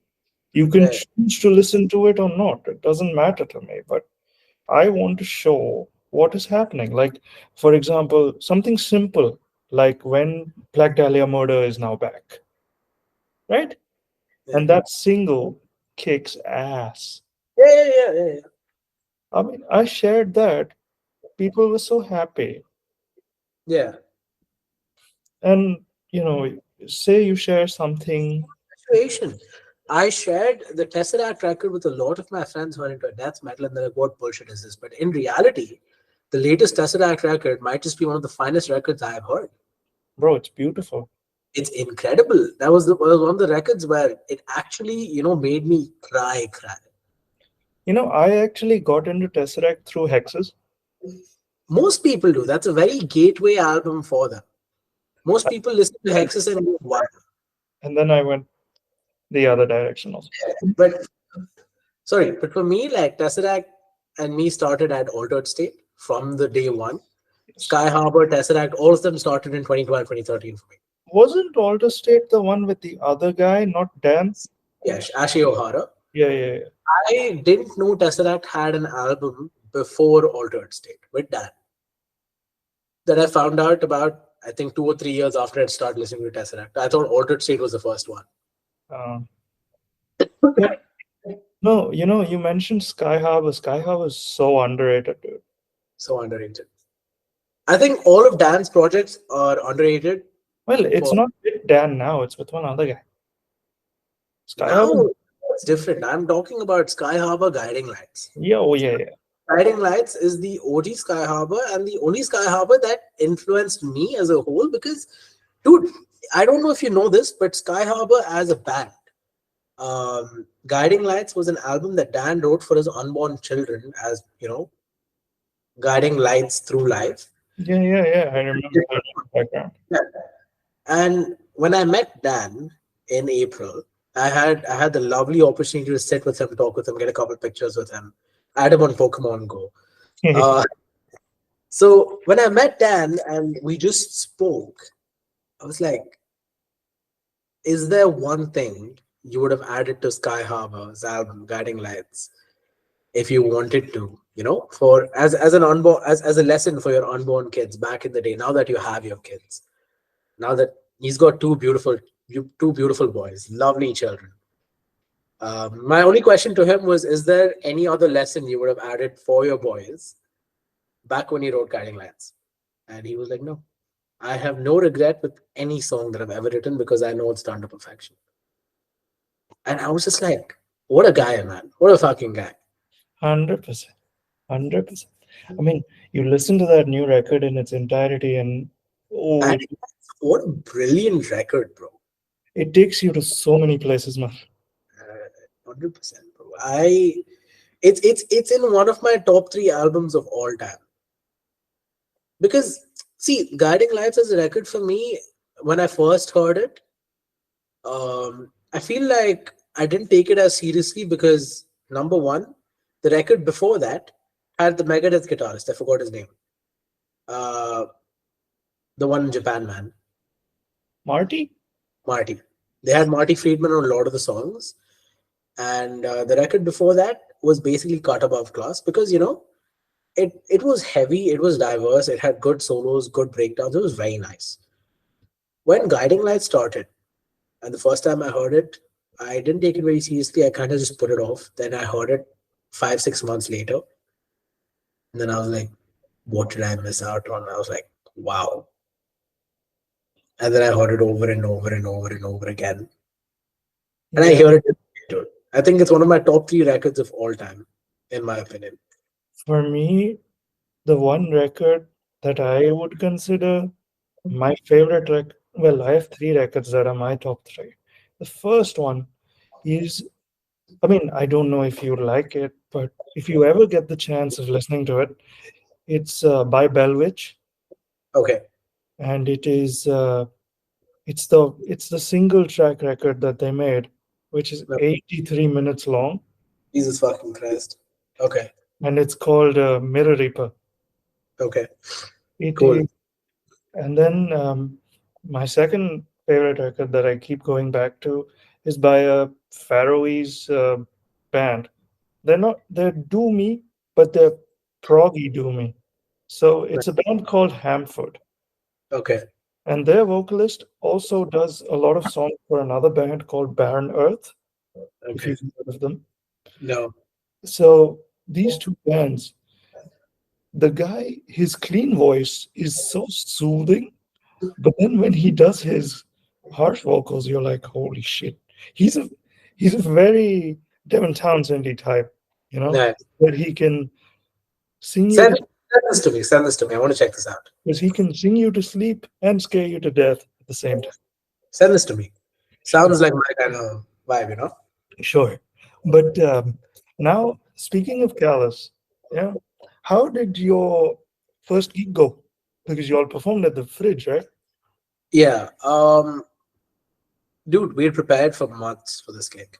Hmm. Callous as a whole has a problem, which is our drummer is not based over here. Our drummer is based in Birmingham doing his medical. Let me just put it this way for you. When White Morgue, I was supposed to go through the entire story. I'm so sorry. And we have time. You can.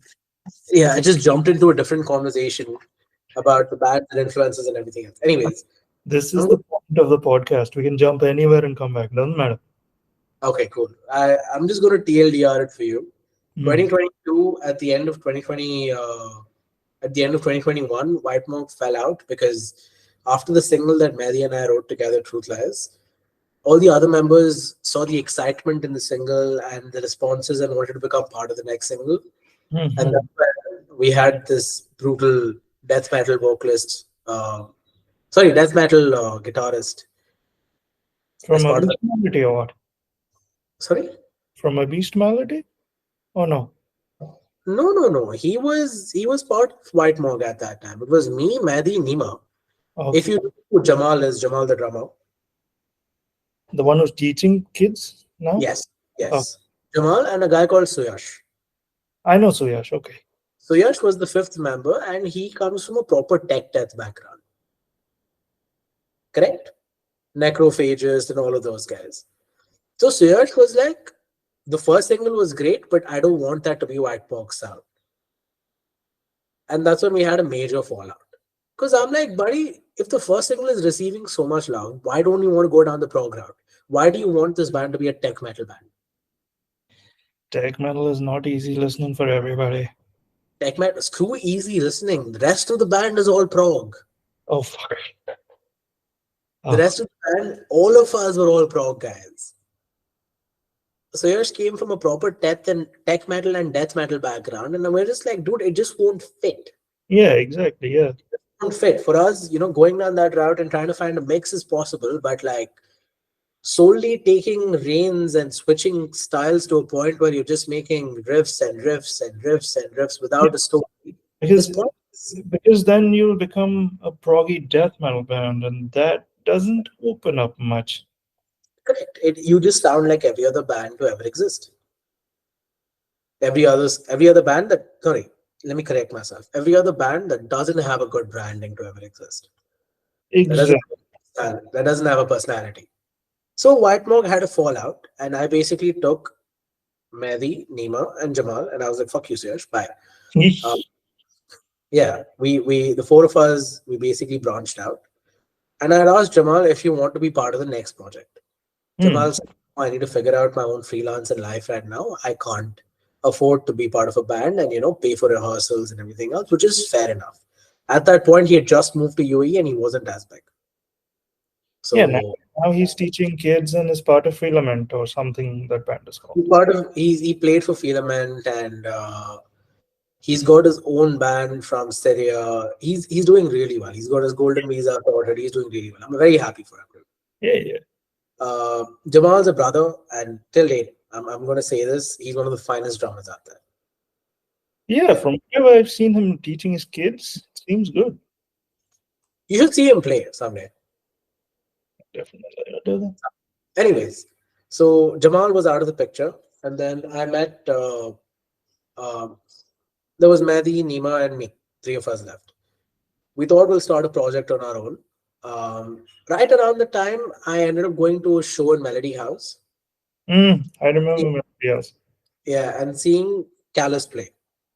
At that point, Callous was already a band. Okay. That Callous helps. was already a band of four people, schoolboys, 17-year-old, 18-year-old, max. So Saud was there, Ahmed was there, Mayur was there, Hijazi was there, four people. Mayur is the drummer who studies in Birmingham. Mhm. Saud, and they all went to the same school. I saw them play. They had released an album without any production, bro. They didn't know production was a thing. Proper bootstrapping from a yeah. Yeah. They're young at the time. Makes sense. At 17, 18-year-old, they just fucking dropped an album and the album's production was shit, but they got some decent riffs and writing over it. Vocalist couldn't sing, drummer couldn't play in time, guitarist was average. And I just found out that the guitarist goes to the same university as me. At Mm, this time, I'm also a university student. mm, So I met him in uni. I was the music club president at that time. And he met me in the jam room. I was just singing with a bunch of other idiots, singing some 80s, 90s song. And I was like, dude, play something.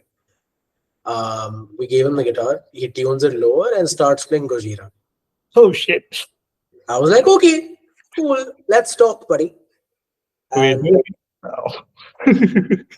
and turns out it was around the time 2021 end when they had just released their album Retrospection, and the album performed like shit despite investing like 5,000, 6,000 dirhams into the album as 17, 18 year olds, which is quite a lot. Oh yeah, 100%. Which is quite a lot as a 17, 18 year old. It's like And 10% of your fees, technically. correct. And I spoke to Ahmed, who was the guitarist for Callous, and I was like, listen, dude, I know what to do next in terms of bringing production quality to the table, story writing to the table, branding to the table. I feel like Callous has a lot more potential because I can see the hunger in you guys. In comparison to all the previous projects that I was in, where hunger was not part of the story. You know, what Hmm. I saw at Callous was just this pure sense of hunger to get somewhere in 2021 end, November, right? And I offered to join the band because his vocalist, Saud, at that time, Callous' vocalist at that time, couldn't scream or sing for that matter. Yeah, fair. Couldn't sing or scream, and I'd taken my lessons. I had a fair idea on what fry scream was. I could do something or the other, and get somewhere. But I've never been a screamer myself. I just knew how to scream because I had no choice being in a metal band. But in reality, my sole purpose has been trying to Sing learn clean. sing clean and sing like Chester, because that's my foundation. Pitch screams and clean. That's all I wanted to do. I didn't want to go down the death metal or low growls, high mids. Nah, I didn't You, want to do it. you have nice lows though. Thank you, bro. I don't know what song you heard though. The the last one also had a few nice lows. That is my co-vocalist sound. The last one had sound on the lows. Everything before that was me. Oh, okay. I'll tell you the story. I'll tell you the story. So I joined Callous, and when I joined Callous, we wrote our first track, Insomnia, together, all of us. And the track started off. This track was written before I joined the band, but it was written as an inspiration for Metallica's Fixer. You can hear it in the intro riff almost immediately. Yeah. And I joined the band. I was like, guys, you guys are creating original music. Try to hide your influences a little more. Yes, that's important. It's very important to hide your influences. Otherwise, people will just call you a rip-off of something and call it a day. Exactly. And I'm telling you this from experience. Oh yeah. So we rewrote Insomnia, which was our debut track. We started off the song with a Metallica Fixer riff, but took it in the direction of adding breakdowns, adding a Michael Bay orchestral section. I had introduced the guitarist at that time to synths. I introduced the guitarist at that time to what programming on a DAW is like, quantizing drums. Instead of recording live drums, we had just got GGD on board. So all the skill sets that I learned from Whitemore that I didn't do on my own, I had introduced Ahmed to. Right around the time I joined the team. And that's when we took Insomnia from a thrash metal inspired song to a proper proper prog song. And Insomnia blew up. Insomnia did relatively well. It did better than their entire album combined. After Insomnia, we dropped our first T-shirt, about 100 pieces, and it sold out overnight. Yeah. Then we wrote Pool of Lies, which was around the time I had gotten the entire band into bands like Invent Animate. The guitarist Ahmed was already into bands like Invent Animate. That's when we bonded. That's the place we bonded. Invent Animate, Silent Planet, Heavener. Heavener. Yeah, Heavener. The single, yes. The album, no. Yes, the single. The single. The The single. single, yeah. But Silent Planet, the album. Oh, dude. The What a albums. fantastic EP album, man. So good. So good. Anyways, coming back. Yeah. So Ahmed and I bonded a lot on bands like Architects, Northlane, Invent Animate, Silent Planet, which is why we were like, dude, let's modify our sound. Let's not go down the traditional metalcore sound. Let's take it up a notch. So if you listen to our second single, Pool of Lies, you'll see that Invent Animate kind of met orchestral music over there. I forgot which is the one that put you all on the stream for Metalburg. I That's think left us. it was the, yeah, it was yeah, that was different. But that was a nice one. The Thank the you. the whispers and all that worked for you. Thank you. Left is Dead is late 2023. I'll give you the entire evolution. Insomnia came out. After Insomnia came out, we took the Invent Animate route, going with Break. Ahmed's an incredible guitarist. Dude. He is one of the finest guitarists I've seen because he can listen to any artist and adapt to their style almost immediately. But I'm not talking about the Jeff Loomis type of artist. I'm not talking about the Children of Boredom, riffy, notey type of artist. I'm talking about picking up rhythm patterns. Mhm. Even if it means playing those rhythm patterns on zeros, right? Zeros, breakdowns, the fucking wee woos with the guitar pedal. So all of this he picked on very fast. And that was the only thing I and the guys at White Mom needed to take the next step forward in our musical journey. Somebody that dedicated to, picking up music. And he did incredibly well for the first one for all this time till now. I've got to give it to him, credit where credit's due. In my opinion, he's the finest riff writer and musician uh, out there that has done something at this level at the age of 20. Mhm. He's like 21 right now.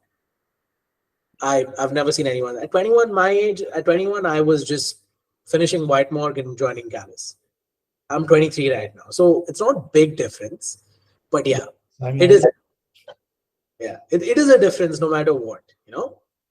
So with that happened with Pool of Flies, and Pool of Flies blew people's mind. It was a 7.5 minute song that was like an orchestral journey through my breakup and my co-vocalist's breakup around that time. We just ended our relationships, and both of us were extremely emotional about it. So we basically poured it into a song. Yeah, The fair. third song for us was around the time Something About Palestine came out. And Mhm. Ahmed's Palestinian. He wrote the song Project 1948. Yeah. And Saud and Ahmed carry that song entirely in terms of writing. I just sang it out. Incredible experience again. I think that was the first time in Project 1948 that I did screams longer than Chester's Give It Up scream. Yeah. Chester's Give It Up scream was an 18-second long scream. Project 1948 had a 22-second long scream. If you listen to the song, one take. And Yeah. I was like, bro, I've reached the epitome of my voice. Let's fucking go. So I was on cloud nine, but I was still learning. I was still learning how to keep in key, how to maintain time. I also had my own learning curve through the process. Of course. Of course. Our fourth song, around this time, I don't know if you know of the. So Insomnia was mixed and mastered entirely by us, by our guitarist Mehdi. This was before Mehdi joined the band. Mhm. Mehdi joined the band at Pool of Lies. At Pool of Lies, Mehdi also mixed and mastered the song. Mehdi is a producer and he's producing for Cypher right now. Yeah, I know. Yeah, but Project 1948, I got in touch with a guitarist from India, a solo musician from India, who, in my opinion, is one of the pioneers of the prog scene from India back in 2010, 2011. I don't know if you know the Yatan Srivastava project. Oh, yes, I've heard of that. Yes. So Yatan and I've been a very big fan of Yatan's work since the early days. And I got in touch with Yatan saying, hey, buddy, this is my music. Would you be down to mix and master it? So Project 1948 was done by him. It Remains was done by him. The two songs that were done by Yathin were the third and fourth song of Callous. We were supposed to do more, but then Callous realized that Yathin's style of mixing might not suit our music just yet. And Yathin was just getting started with his mixes, which Mhm. is okay. Mhm. It's part of life, to run through your options. And that process made Yathin and I really good friends. Till date, Yatan is a fashion designer and he just dropped his sneaker a couple days ago with Cully Labs from Delhi, and mine should be on its way. It's a pretty nice sneaker called the Traveler. Anyways, so Yatan mixed Project 1948 and then he mixed It Remains, which is our next single that we had done in collaboration with an NFT project in 2022. NFT project from Europe called It Remains. Oh, yeah. Okay. Pretty cool. but the tracks as a whole didn't really feel emotional or hit a spot. That's when we released our fifth single, which was just purely Ahmed and my work. Um, we went down the technical groovy side, something very similar to Northlane. And this track is called Alter Code, which in my opinion is one of my finest works ever. I think I've heard that. I think Check it out. Check it out. Alter Code is extremely diverse, dude. Extremely diverse. Alter Code is technical groove metal meets metalcore meets folk meets we had Rohan from I Built This Guy, the keyboard player, feature on the track, feature on the track with us. We had a synth solo go into a guitar solo, and we had inspirations from trance artists like Infected Mushroom into Oh, that song. nice. Nice. In my opinion, it is one of my favorite songs that I've ever been part of, and I ever wrote because all the vocals on the track are mine, and the lyrics came from a point in life where I was at a crossroads. I was at a tipping point between losing it, burning out, and taking the next step forward. Mm. It was just basically me talking to my reflection about certain parts of life that I didn't want to become. Like it's a very weird thing to explain. It's like the analogy I used to explain the track's lyrics to my friends, to the band, was that imagine somebody pisses you off really, really badly to a point where, if somebody touched or did something inappropriate with your mom or your sister, the anger that Yeah, takes over and the person you become at that moment is not you. understood. So that was the easiest way I could explain the track's analogy to them. But in reality, no one did anything to me. It was just life as a whole Yeah, yeah. take, taking that direction, and I was at the tip of becoming a person that I wasn't. Mm. So yeah, it's just that dichotomy of life. Um, so yeah, Alter Code was a song that changed everything for us as a band and defined everything for us moving forward. When we got Rohan on the track, Rohan put us in touch with our next producer, Tom Waller from Australia. 19-year-old kid, incredible fucking mixing and mastering. So yeah, um, Tom killed it, dude. Tom killed it. Tom basically took what is Callous's work and put it on the next level, and that's when we rebranded.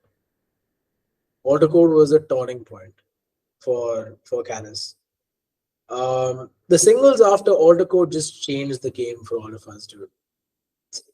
I don't know how to explain it, but at the time Alter Code happened, I helped Ahmed get a job at the Coat Farm studio, Peloni studio. Mm. So now, till now, he works as a senior engineer over there. Um, but the song that came out after Alter Code was another point in time where Callous again had like a massive crack as a band, Oh. essentially. So we released a track called Artificial Gravity, Mm. because there was a small rupture in our dynamic because we were on an all-time high after Alter Yeah, Code. yeah, of course, of course. Right? We were on an all-time high after Alter Code, and the direction that the band wanted to take was to involve everybody after Alter Code. But the direction the band ended up taking was that uh, a lot of people had complimented Ahmed on the songwriting for Alter Code and the breakdowns for Alter Code, which were incredible. But once you listen to the song, you'll realize that it's truly the entire structure that puts the song together. Yeah, of course. That's usually the case. It's the lyrics, it's the vocals, it's the solos. Everything that was consciously done in bringing the band together was what made the song. But let's just put it this way, where the compliments for the breakdown got to him so much to a point where he only wrote breakdowns after that. Oh, shit. The diversity that we had in Alter Code fell off and wasn't seen until we released Wicked Ones, which Oh, was a year and a half. I understand. Not Wicked Ones, Left Us Dead. Left Us Dead. Yeah. Yeah. Because So when I heard that on that guy's stream, I was like, this is interesting. I mean, I at that time wasn't giving UAE bands that much attention because, I mean, for me, I grew up on a Nerve Cell or, you know, coat of arms, all of that. And then when I heard you guys on his stream, I was like, I'll give these guys a shot. This sounds yeah, cool. yeah. And then you did So the whispers, and I was like, oh, yeah. So Alter Code basically set the band in a direction, and basically was the Truth Lies moment for Callous, where everyone got pumped after Alter Code. mm, Everyone was pumped to a point where everyone wanted to be part of the high feeling, because only Ahmed and I wrote that song. yes, Everyone else on the song were like features essentially. Rohan was a feature. Mehdi writing the solo was a feature. Although he was part of the band, he wasn't part of the entire process. yeah, yeah, fun. Shawad had a surgery at that time, so he couldn't be part of the song. He had a vocal tonsillectomy, essentially. Nima had just joined the band. We had replaced our bassist and changed our bassist lineup at that time. He had just joined the band. Mayura was not part of the drums because we just programmed the drums. We had learned how to program properly. So yeah, auto code was at a point where it was all-time high, and the compliments on the breakdown and the songwriting got to him to a point where it was like, It's a problem. this is my music, not our music. This is my music, and that's when the ideology started seeping in.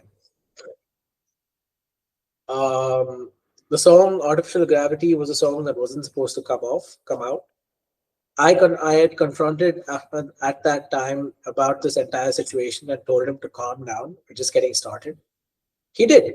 He heard me. He listened to me. But out of the rage that came out when I confronted him, "Artificial Gravity" was born.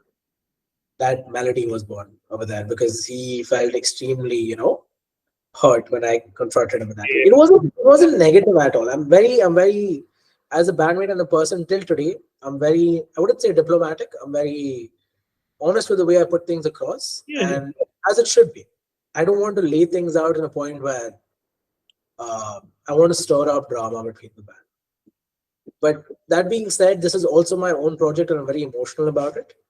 So I didn't want him being hurt by it. I didn't want myself being hurt by it or anyone else in the process being hurt by it. But the truth of the matter is that that breakdown was really good, right? And I feel like if we had created more songs like Alter Code at that time, moving forward, we would have done a lot more. But Alter Code was the last song that we created together as a band, ever. After that, Ahmed wrote Artificial Gravity, Ahmed wrote Oblivion, Ahmed wrote Left Is Dead, Ahmed wrote Wicked Ones, and he was just giving us instrumentals on which I was writing the lyrics. In a few places, they would contribute to the lyrics too, Saud and Ahmed. But AG was entirely written by Artificial Gravity was entirely written by the three of us, Saud, me, and Ahmed. Oblivion was the next song that we featured unmuted, Adnan from Sengali. That was written by Saud and me. Left is Dead was written by the three of us again. Two of us, if I remember correctly. Two of us, Ahmed and me. The lyrics and the vocals. Vocal rhythms were mostly me for Left is Dead, but the verses were Ahmed. Then came Wicked Ones with Bailoni from Court of Arms. Mm, Well, I South remember. wrote, South wrote his section, Bailoni wrote his section, I wrote my section, all three separately. So it just felt like as a story writer, I wasn't given much freedom to write my own stories in terms of, choosing where the climax is, choosing where the build up is, choosing where the story writing is. It was happening on such a robotic individual basis to a point where there was no, sorry, I have a very bad cold.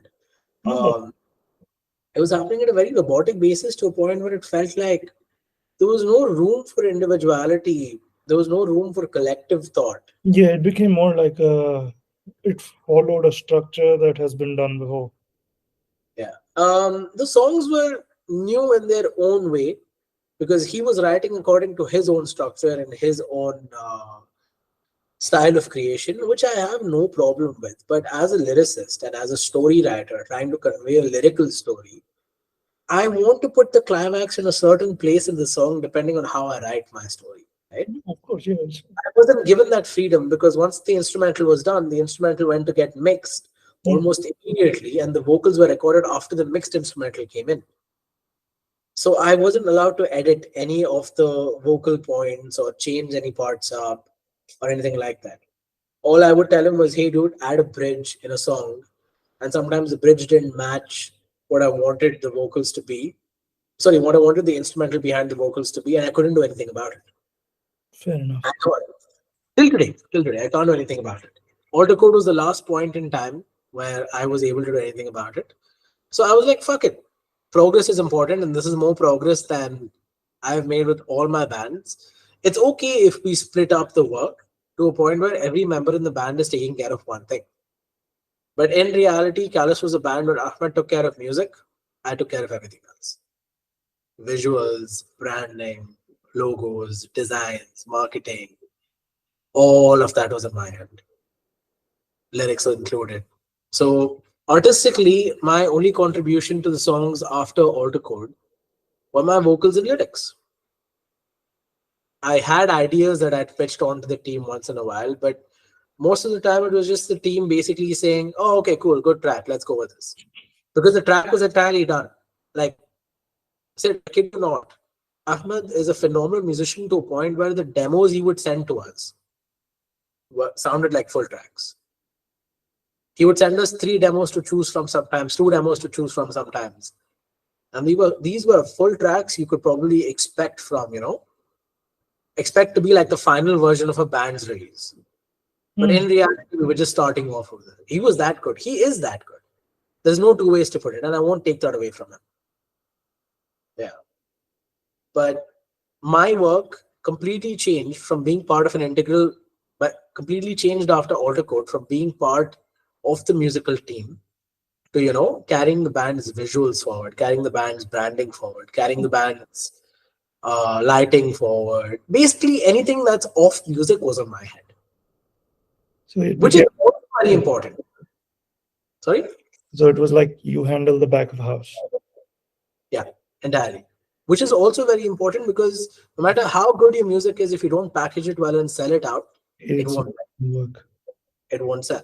So yeah, man. With Left is Dead, however, we took a leap of faith and basically got our friends to shoot us a music video, which turned out to be a disaster because we got our friends.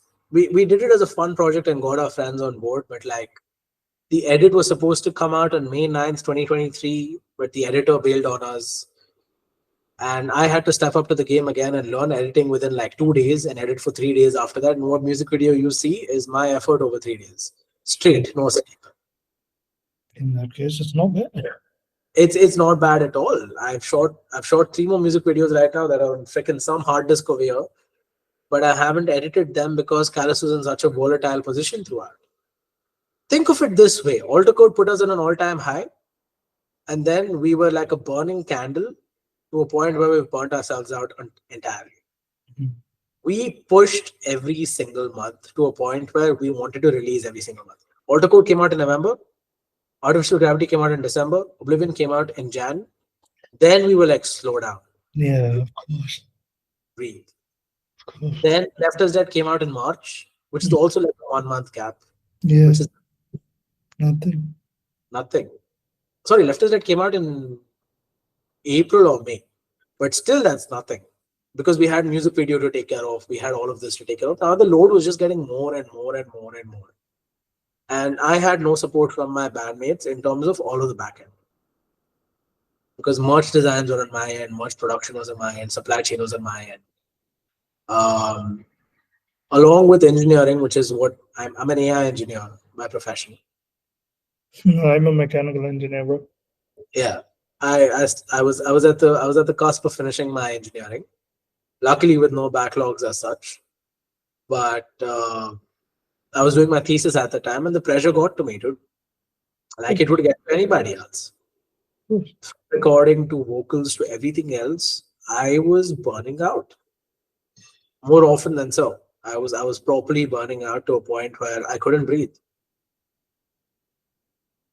Yeah, so when we released Left Us Dead, and I had to step up to do the edit, I sat up 72 hours straight, finished the edit, put it out there, and then I was like, guys, I need a break. Yeah, of course. And I took a massive break after Left Is Dead because Yeah, came out at Wicked least. Worms came out around August. Yeah, it took a while. In May to August 2023, we had no music coming out. We were doing nothing. We were just relaxing. Because band as a whole progressed that way, bro. We went on and on and on and on and on without pacing ourselves. And along with this came the toxicity of, hey man, I don't like this in the instrumental. Can you please change it? And he would say no. Because Yeah, it had already been sent for mixing and mastering. yeah, that's And to be fair, I couldn't do much about it either because when he had sent the demos to get changes done, I was so focused on promoting the previous song that I didn't get time to think and sit down and write the story for the next one. So I couldn't give my changes on the spot. mm, But for us to stick to the algorithm and the Spotify playlist, and you know, for us to be able to release every 6 weeks so that we have consistency, I couldn't leave that wait also happening. So he would send the track anyway for mixing and mastering. mm, By the time I actually had my peace of mind to sit down and write the lyrics and vocals on it, when I wanted changes, changes could not happen. So I had to adapt differently. So you see that the band entirely saw the downfall coming late 2023 only. When mm, all of this started piling up and we started feeling the burden, mm. well, me and Ahmed mostly, when both of us started feeling the burden, we saw the downfall coming. At some point or the other, we feel like both of us were like going to hit the rock bottom. Oh man, I got it. Let me just finish this. Yeah. Uh, So Wicked Worms came out after that. Wicked Worms did really well. I think it was a really good release. It was a fantastic song. Um, After Wicked Worms, we were like, let's change it up. Instead of doing a full music video, let's just switch it up and make visualizers for Instagram. So instead of doing a full visual music video for what came after Wicked Worms, I think it was Predator. Let me just check. Hold up. No, after Wicked Worms, before Wicked Worms was a track called Lonely Paradise. yes. Lonely Paradise was a track that we had recorded right before Alter Code. Before Alter Code, in November 2022, we recorded uh, we recorded Lonely Paradise in October 2022 for a competition for Cyberpunk 2077, Oh shit. Okay. and that's when we sent it out. Yeah, so Left Us Dead came, and we had the track ready from October. Left Us Dead came out in May. We had a really good track ready from October last year that we released in June or July, for called Lonely Paradise. Then Wicked Worms came out in August. That's when we had put in all the effort. And then we had a merch drop after that. A merch drop designs were on my end, 3D designs were on my end, production was on my end. So there was a lot going on my end. Mhm. I felt the work and the pressure piling up. Of But course. then, yeah, after the merch designs came out, I had some break after September, between September and November. September 6th, we dropped the merch designs, and then we had our merch stock, and some sold, some didn't sell, and all of that. So there was considerably a lot of work that went into the merch designs, and we had quite some stock left of the merch. September happened, October happened. October we took a chill, we relaxed, we wrote and recorded Predator.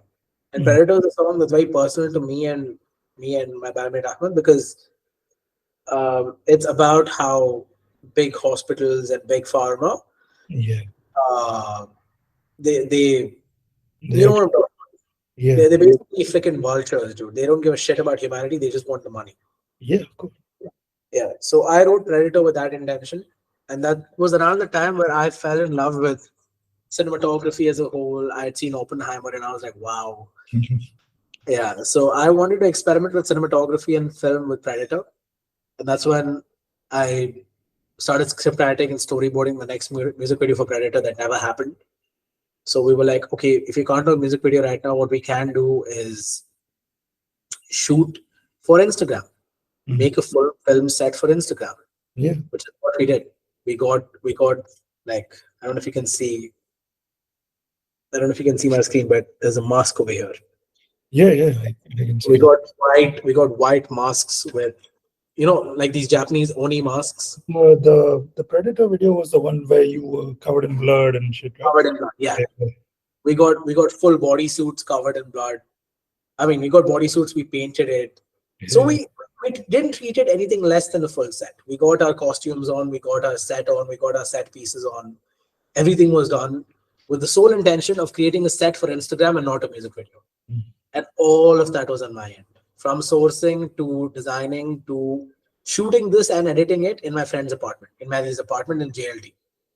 We shot this with a small white background wall, and then we shot it at high exposure, and all the edits were on my end.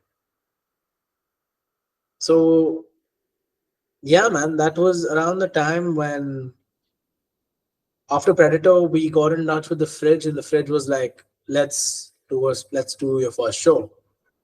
So we did the first show. We started practicing for it, and Predator was the hardest song we had written. While we were writing Predator 2023 in November, when we released it, that's when Palestine situation happened again. I With know. October, November, Gaza was in a problem again, and the whole war had broken out, and Ahmed, being Palestinian, was like, I want to write another song. Yeah, and that's when you'll release the new one, right? We released a new one in March, yeah. Uh, sorry, Feb. We released a new one in Feb. Yeah, But we started writing it around that time, and I am very emotional when it comes to death, when it comes to, people dying as a whole. I'm very empathetic that way. So for me, it was very difficult to see, but I had to step up to the game. And I asked him, because Predator's lyrics were entirely on my end, and they're very direct. You read the lyrics, you'll know what I'm talking about for Predator. I And I was like, always, I know yeah, what it you right? I heard this. was very direct. It was very vocal. Predator's lyrics. I didn't hesitate while calling out Big Pharma. Yeah, yeah. So same thing with Project 2023. When I wrote the lyrics, I was extremely vocal about everything. And to write lyrics like that, I consumed about a good 10 days worth of death, content, children dying, everything. I mean, that's still Which happening. took a, which took a toll on my head. After I wrote the lyrics and recorded the track, I couldn't do it anymore. I took a massive break off Instagram. Of course. I took a break of all social media, so I'm not exposed to that sort of content anymore. And when we were still working on Project 2023 in Jan, that's when we recorded the music video at my studio in my university. My girlfriend is media student, so she had access to the studio. So we did everything we can over there, and we recorded the music video in less than 500 dirhams, which is a fantastic price in comparison to Left Is Dead. Left Is Dead took 6,000 to make. This one took 500 to make because I was shooting, I was editing, I was a director, I was everything. And now I have the footage on this, but I haven't edited. So after we recorded all this footage, we started preparing for the gig. We got Aditya from Sons of Olympus to substitute in as our drummer. Yeah, I And that's when we were ready for the Fridge show. So for the Fridge show also, we went above and beyond, man. As a debut band, you see bands that just go on and play their debut show with amps and everything. We did, we automated everything. We automated everything to a point where our patch changes were on click or on MIDI file, where our visuals behind the screen, the entire 45-minute set, entire set, I've synced the visuals to our live set to a point where there are lyrics, there are freaking, yeah, yeah, of course, yeah. everything was done. Everything was done on an incredible level for a debut show.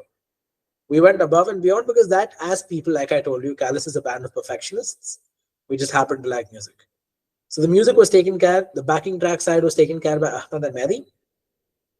The visual side was taken care by me. Lights and visuals are all programmed. And for a debut band to pull something off like that was insane. No Yeah, one does. of No one course. does. No one goes that to that level as a Yeah, debut yeah, band, as a debut show. The one thing, unfortunately, that we couldn't keep in our control was the sound engineer for our debut gig. yeah. And the That's sound usually engineer the was case. very new, and he didn't know how to mix and master the kind of music that we made. Yeah, that's usually the case. Later, I'll come and join sometime. That's usually the case. Yeah, so the sound engineer It messed us up though. Because on stage, I remember we went to have fun. We went to just go relax, have a good chill time, play our first show ever. But the second we all got on stage, our IEMs weren't working. And we were just like, we were literally, I wouldn't say scared, but we started off on the wrong note. Yeah, exactly. Yeah. Because this has happened to me before. When Metal East Records had its show in 2021 in El Barrio Club. Mhm. That's when I played with White Nog, and the technical difficulties we had that day was the reason the band had a fallout. It was not our fault. We were really tight at what we did, but the sound engineer fucked up. That's usually the case with the venues here, man. That's usually the case. That's the one thing I've noticed going to gigs here.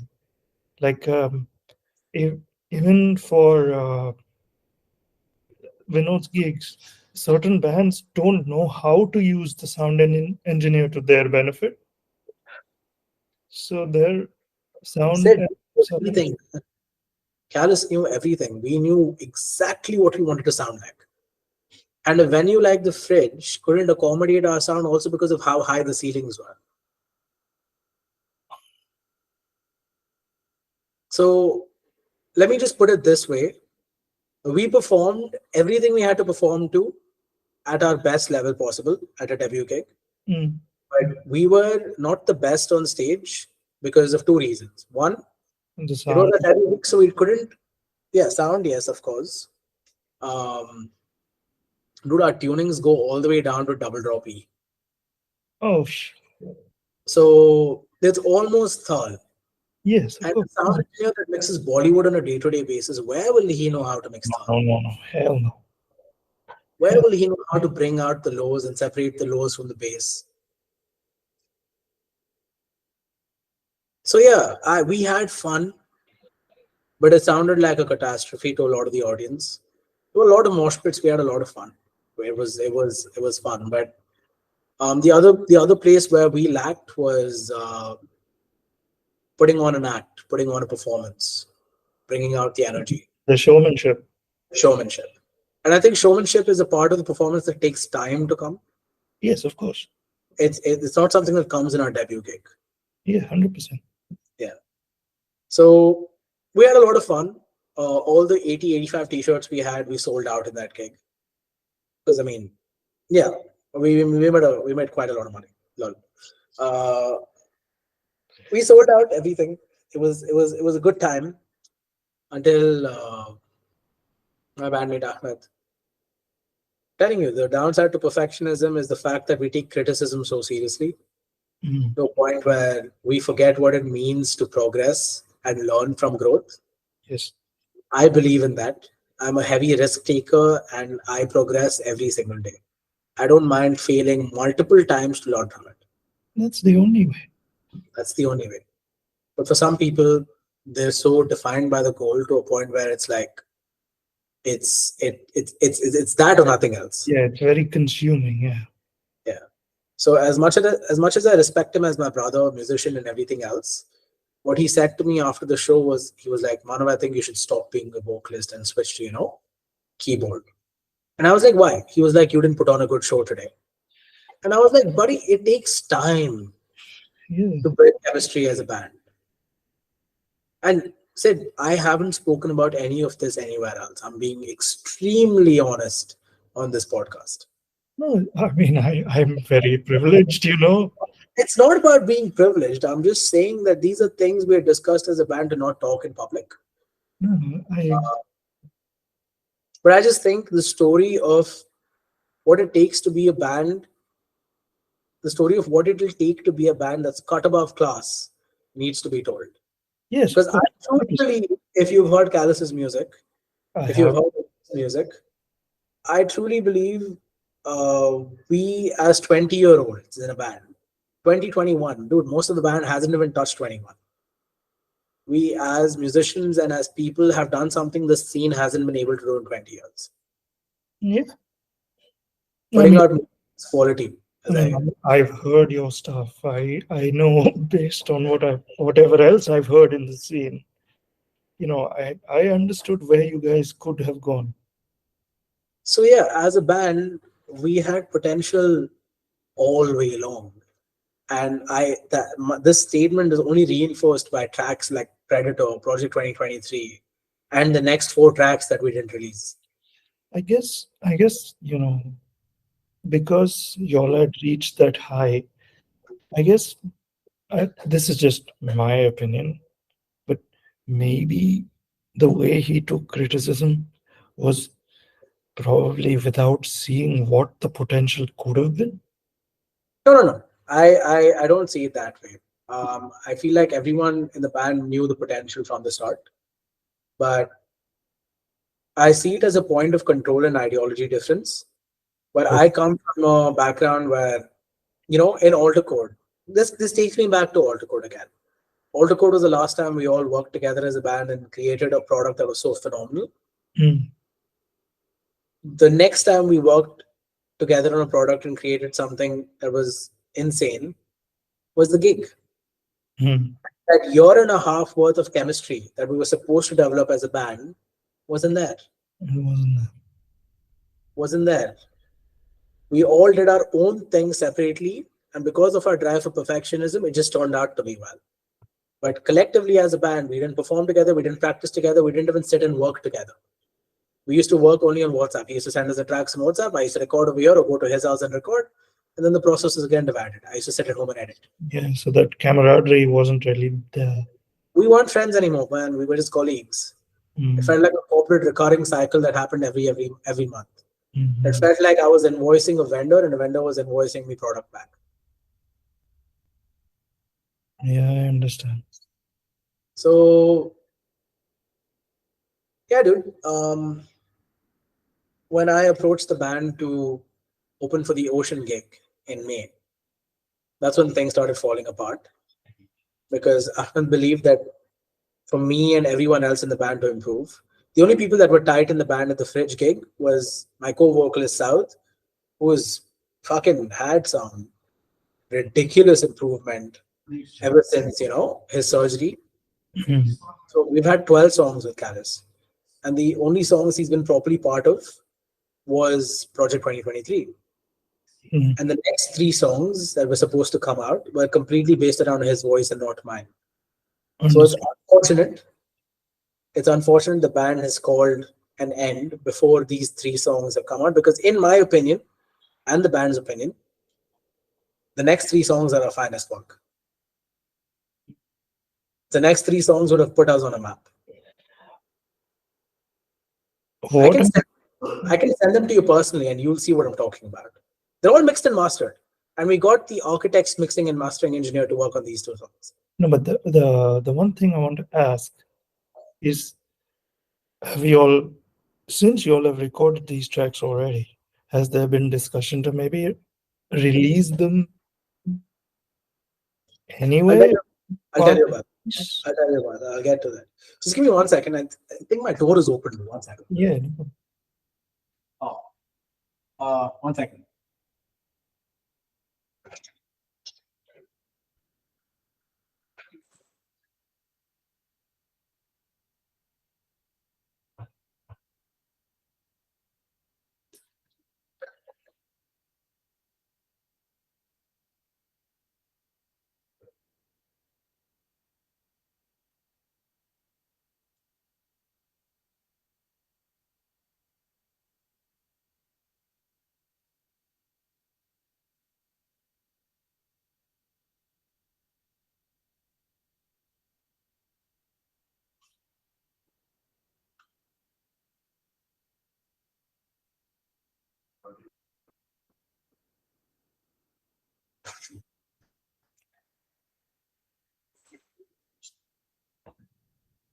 Yeah, bro. Sorry. No problem. Yeah, what do you say? No, like since you all are, you know, your band has ended, would it be wise to release these three as like a parting piece? Like how certain bands, when they end, they release maybe an EP or an LP as the end. Like speaking of which, Dream on Dreamer did that, and they're an Aussie band as well, but they're back now. So, Yeah. you know, We have spoken about it, but let me just explain to you what happened with the Ocean gig first, okay. so you understand what happened to the band after. When the Ocean gig came around, I was so influenced by the ability that Indian bands had to open for bands like Tesseract, because bands that started around us at the same time in India, bands like Spaces All We Have, Coordinates, these guys got the opportunity to open for big bands like Tesseract, Jatin Talukdar Project, and all these guys. And they're all my friends. They're all friends. So when the Ocean gig was coming around to Dubai, and I was like, dude, this is the perfect opportunity for us to play again, Yeah, of course. Yeah. for us to Yeah. get exposure to the kind of audience we make our music for. Mm. So I approached the management and went above and beyond to try and get us that gig, and we were this close to getting that show. All Did of us, sorry, It was just primarily the Ocean, right? There was no support this there was time. no. We were supposed to be the support. Okay. Okay. We were supposed to be the support because we'd done everything. Even if you go now onto Live Nation's page and see the Ocean gig, just open the comments. You'll see like 95, 100, 105 comments saying, get Callous Minds to open, get Callous Minds to open, get Callous Minds to open. Because I had basically pushed everyone in the band to get that comment out as much as possible. And then the manager and the band contacted me after that saying, hey guys, it might be doable. Let's see what we can do. And that was around the time when all the six of us in the band were down to play the show. But something had happened. This was around May. Something had happened. Sorry, this was around April, not May. Something had happened, and my guitarist Ahmed backed out, and he was Mm. like, "I don't think we're prepared." And Mm. I was like, "Dude, I don't care how shit we are. I don't think we should miss an opportunity like this."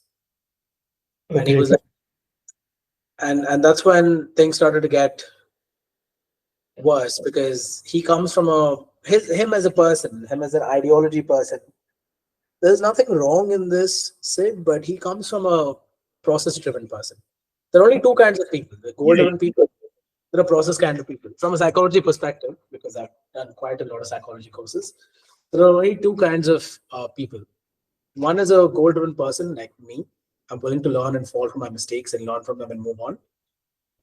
And there's a person like him, which is a process driven person who sits at home, practices day in, day out, over and over and over and over again until they're willing to, get out and actually put on a fucking brilliant show.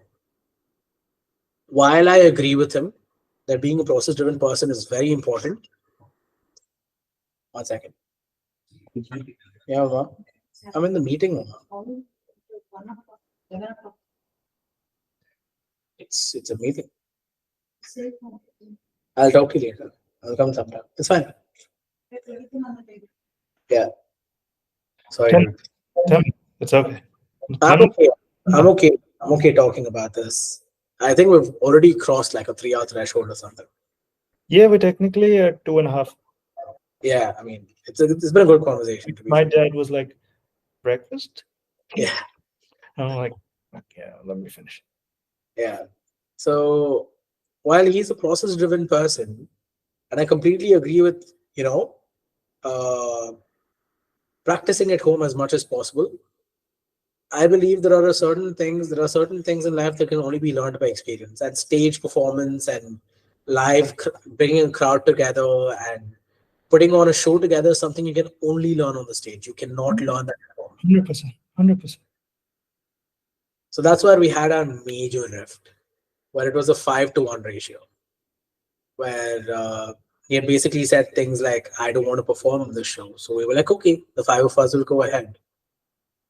And we were like, at least can you give us your guitar tracks? And he had said, no, I don't want to be part of the downfall of this band on an international level and shit like that. So things got very toxic.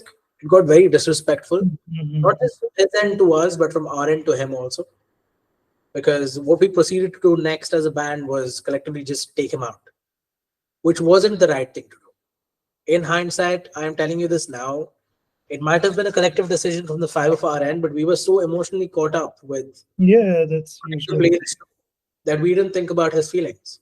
We That's didn't think about the consequences of what would have happened if we took out the sole person who drives this band's music and product. of course, yeah, yeah. So in hindsight, I made a mistake. We made a mistake of taking him out and removing from the group because we thought what he was doing was a selfish decision. And to be fair, he is a stubborn person, but setting his foot down and doing something against the band's will to a point where we're missing an opportunity that big is ridiculous. Said. So the magnitude of the situation itself just made things worse because now it was 5 versus 1, and everyone was just fighting, Mm. just fucking fighting, and it didn't feel nice. It didn't feel nice because whatever relationship I had with the guys also felt like was being taken away. I've I've I have a pretty strong relationship with the guys in the band, but I wouldn't say they have a strong relationship with each other. Okay, yeah. Okay. Because I worked so closely with Ahmed, I have a strong relationship with him. And I have a strong relationship with the rest of the guys because they're friends. Mm. But somewhere in between, Ahmed lost that relationship with the other four. So when the siding happened, the sides were relatively obvious. It shouldn't have been that way. Yeah, It shouldn't have been that way. But it was. There was a lot of disrespect on both ends, dude. that usually happens when you have outbursts like that. Yeah. There was a lot of disrespect on both ends, and the only people that could see the potential suicide of the band if we continued on Mm. was Ahmed and me, Yeah, of course. Yeah. because we were just like, what is the point of all of this Yeah. and putting in this much effort? Because last week we had one final call. Um, I've also crossed the line multiple times. I also, as one of the members in the band, crossed the line and might have said shit to him and shit to my bandmates that I shouldn't have. But this things like these are something you realize only in hindsight. But like with any project, it all these things are bound to happen anyway because at the end of the day, it's not a solo project, right? It's a collaborative effort. So there's bound to be disagreements anyway. Sometimes those will help the band progress if people see eye to eye, but majority of the time they end up dissolving things. So Yeah, I get that. But in our case, when we did the stupid thing and basically took him out of the band, uh, there is a major clause in music space when it comes to good artists and artists as a whole, where an IP is involved, an intellectual property situation is involved. yeah, yeah. There's no two ways about it. And he came back to us basically saying, I have faith in you guys to do music without me and basically do things forward, take things forward to a point where you guys even might potentially blow up because I know your drive for perfectionism. So I want you guys to compensate me for my work in case I miss out in the future because I'm not part of the band anymore, which is fair. Great, yeah. Which is fair. The way he approached it was wrong. I'm telling you the mature way of approaching it. But the way he approached the entire situation was he might have approached it correctly to the rest of the band and my co-vocalist, but I was not in the band at that time. So the situation was communicated to me very differently. Ah, The okay. situation was communicated to me from a point of hostility, which was not the case. What I heard from the rest of my bandmates or my co-vocalist per se was the fact that he was demanding money for music. So the way things were put across was pure miscommunication and misunderstanding, and things like that tend to happen in projects all the Yeah, time. of course, yes. But the sad reality is that we weren't able to move past it. We weren't able to take the next step forward because the last week when the band split actually happened, we all, I mean, Ahmed and I mostly got on a call and we were like, would you be willing to put aside everything and take the next step forward? Because between me and Ahmed, there's no bad blood. There's no bad blood between me and the rest of the guys either. But some of the guys don't really gel along as much anymore. And it But is the yeah, unfortunate part of being in a band. yes. And yeah, man, we basically asked each other this question, and uh, he said no, I said no. And the two people carrying this band, when the two people that build the product aren't part of it anymore. Uh, Then it's best to keep it. yeah. Because if anyone individually leaves the band, we'll have to compensate them for the IP. Anyone for that matter. Whether it's me leaving the band, because my IP in this band has been everything from branding to the artworks to the lyrics and everything else. And his IP has been the music, and anyone else's IP has been their sections and involvement in the band from part to part. Mm, And this is the sole reason why most bands fail. Most bands fail because sometimes when one person has a disagreement and leaves, they come back for the IP and the band doesn't have the funds to pay the IP. yes.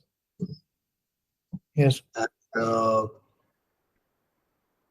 we didn't have an agreement or a document in place internally saying, in case shit like this goes down, what happens to the IP? Mm. It's also our fault. Because, like, to be fair, we saw it coming, right? We saw it coming. The way it did. I saw it coming from way too far. I saw it coming around the time Left is Dead got over. Around the time Left is Dead got over, and the way we had uh, dealt with the cinematographers who were our friends at that time. This is probably one of my biggest regrets with Callous. The cinematographers that worked with us to shoot Left is Dead were good friends of mine. Are friends, but I wouldn't say we're that close anymore. But were good friends of mine, and my biggest regret is the way we treated them just because they weren't able to deliver the edit on time. I have a fault to play over there too. They were friends. They are friends, but Friends, but you're just not that close anymore. yeah. But I was so driven by the fact that I treat this project with so much passion that if something goes out of place, I'm bothered by it so much. So I might have, I'm not might have, I definitely treated them with a little disrespect at that time and said shit like, this is my project, I'm the artist over here, please stick to my timelines, which is not fair.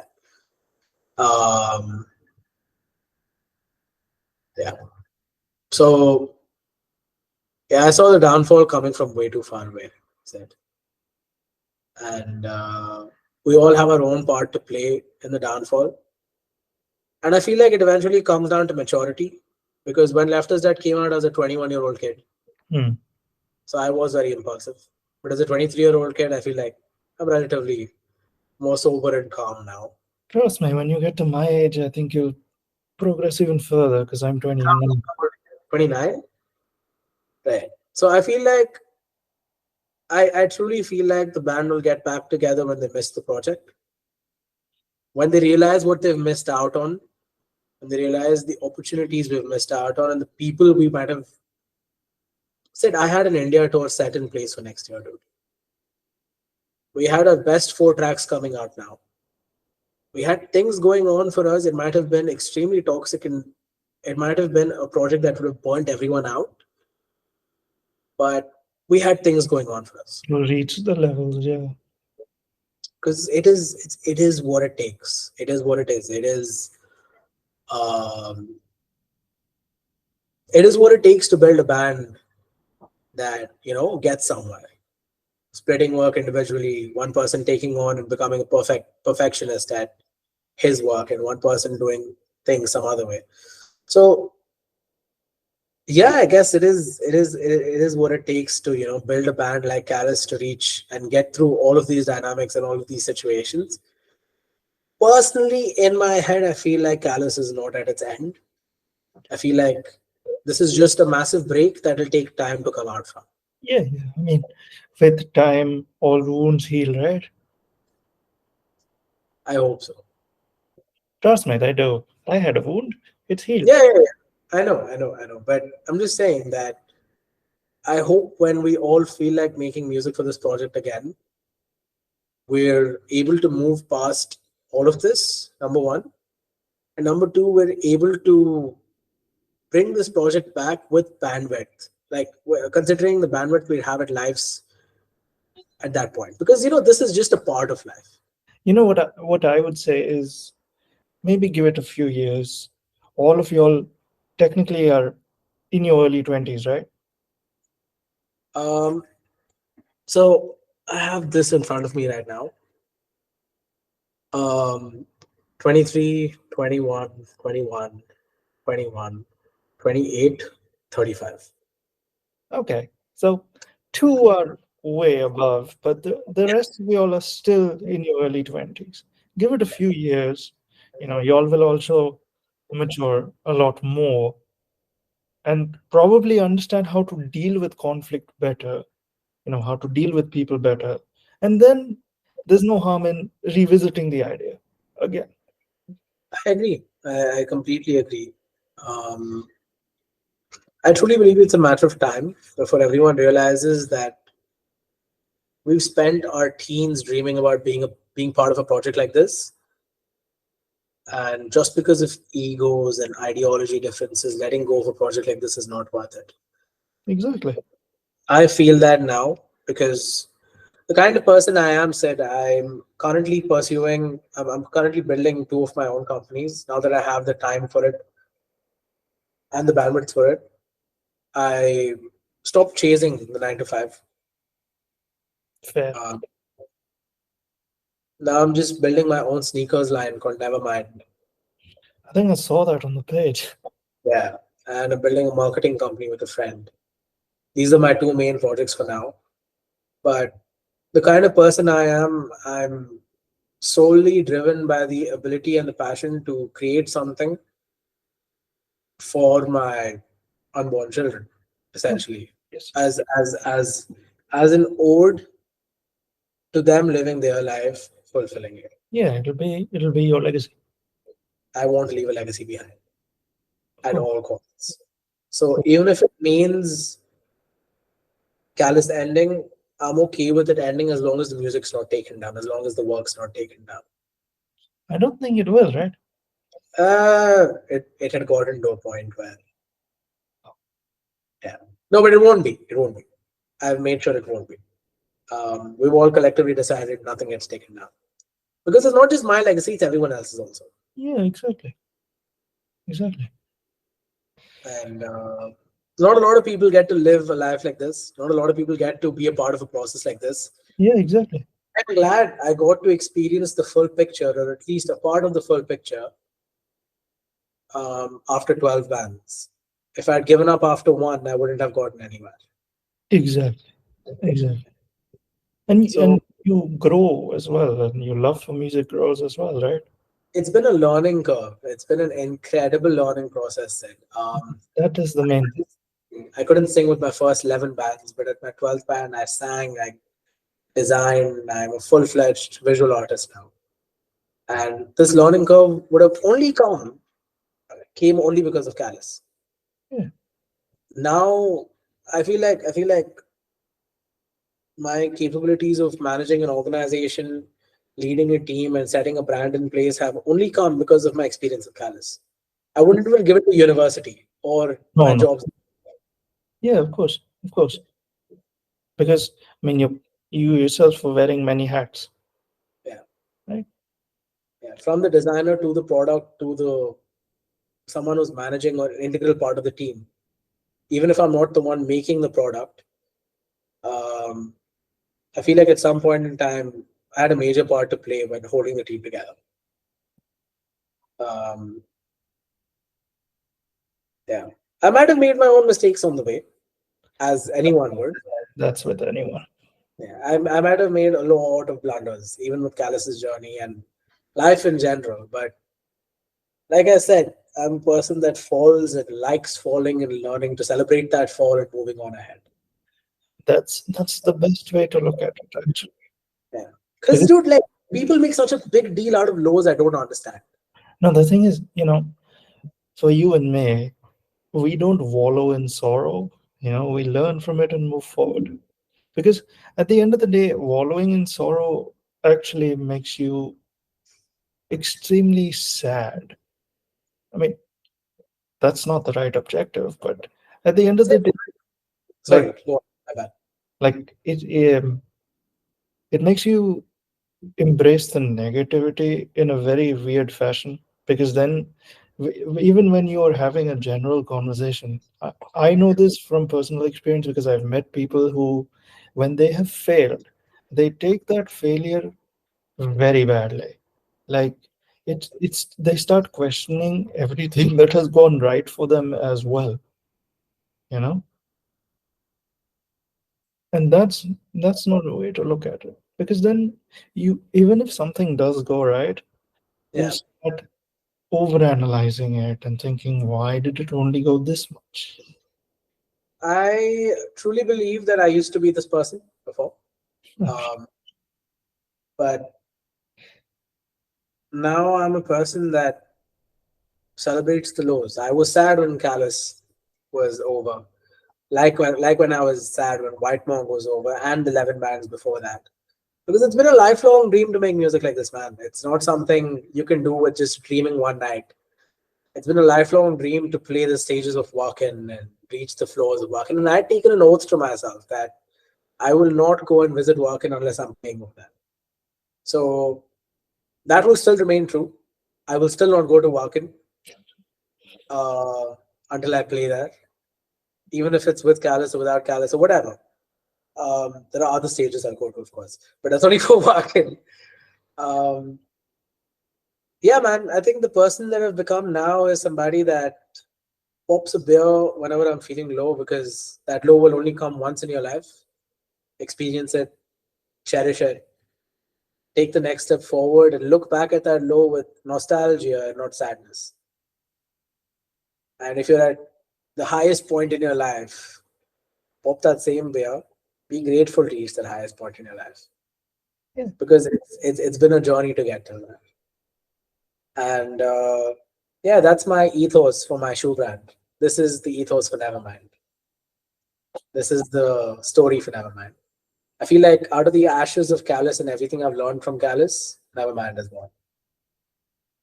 See, that's a good thing. Yeah, 100%. My love for shoes has always been there, along with my love for music. I have my whole collection here, anyways. I'll show you that later. But Oh, I was a gamer, bro. So I was in the opposite end. now my dad introduced fashion, shoes, and music to me. Mom introduced movies, films, books, Oh, poetry. I'm a massive cinephile, bro. Sorry? I'm a massive cinephile. Okay, cool. Like, for me, I love movies. Everyone is, man. I if if if I wasn't a engineer, I wanted to be a film critic for a long, long time. There is nothing stopping you right now from going in that direction. Like, I because when I watch movies, they're like my happy place, just like metal is. You know? Yeah, then do it, dude. There's nothing stopping you. What do Yeah. you work at in your day job, if you have one? Well, I used to be a sales engineer for construction companies, so I used to Nice. go and get them their projects. Right.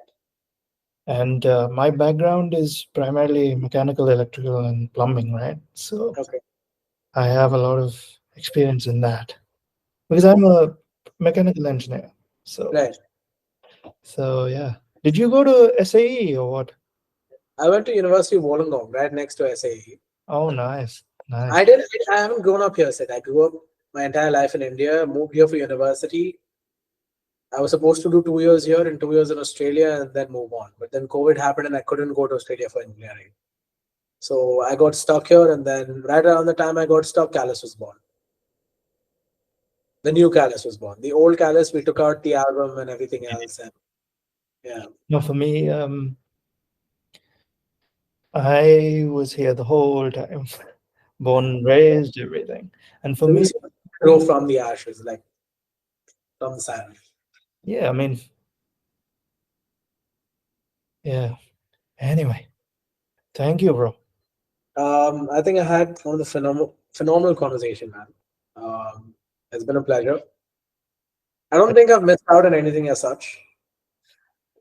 I mean, I'm glad you had that experience with me, because for me, like, my whole job is to make people comfortable. And the fact that you were extremely comfortable and willing to, have a good Yeah. conversation, that matters to me the most. Are you satisfied with the episode? Because that's all that matters. Because as a podcaster myself, sometimes dealing with somebody on the podcast and talking to them has been so difficult. Yeah, of course. Like for me, like I remember when I did the episode with Paul, he was still very much in his shell. So that's why before that, I had the conversation with him before recording, like how I did with you. I've had Yeah, that same conversation with every single guest so that I get them out of their shell. Because, I mean, at the end of the day, for me, it's not just about the music, but also the personality behind it. correct, Yeah. correct. 100%. So, 100%. and whoever ends up listening to this podcast, I want them to understand that even in the scene, we have personalities who are engaging and interesting. Yeah, dude. That's been my story. It was Um, one hell of a story, though. It Sorry? was one hell of a story. Thank you, man. Um, But I'll tell you one thing.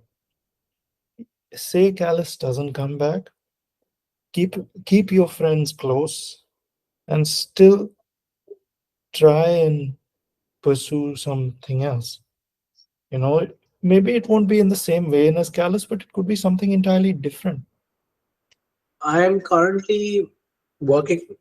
Sorry.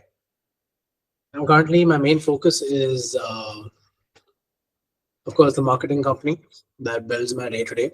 And the Um, show.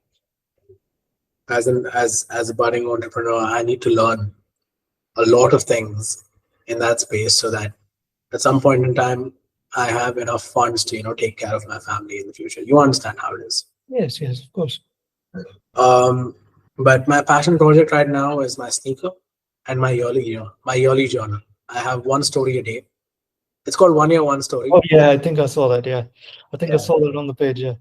yeah. So as a story writer, I'm mostly focusing on trying to tell my daily story, um, and then convert that into a book and a calendar at the end of the year.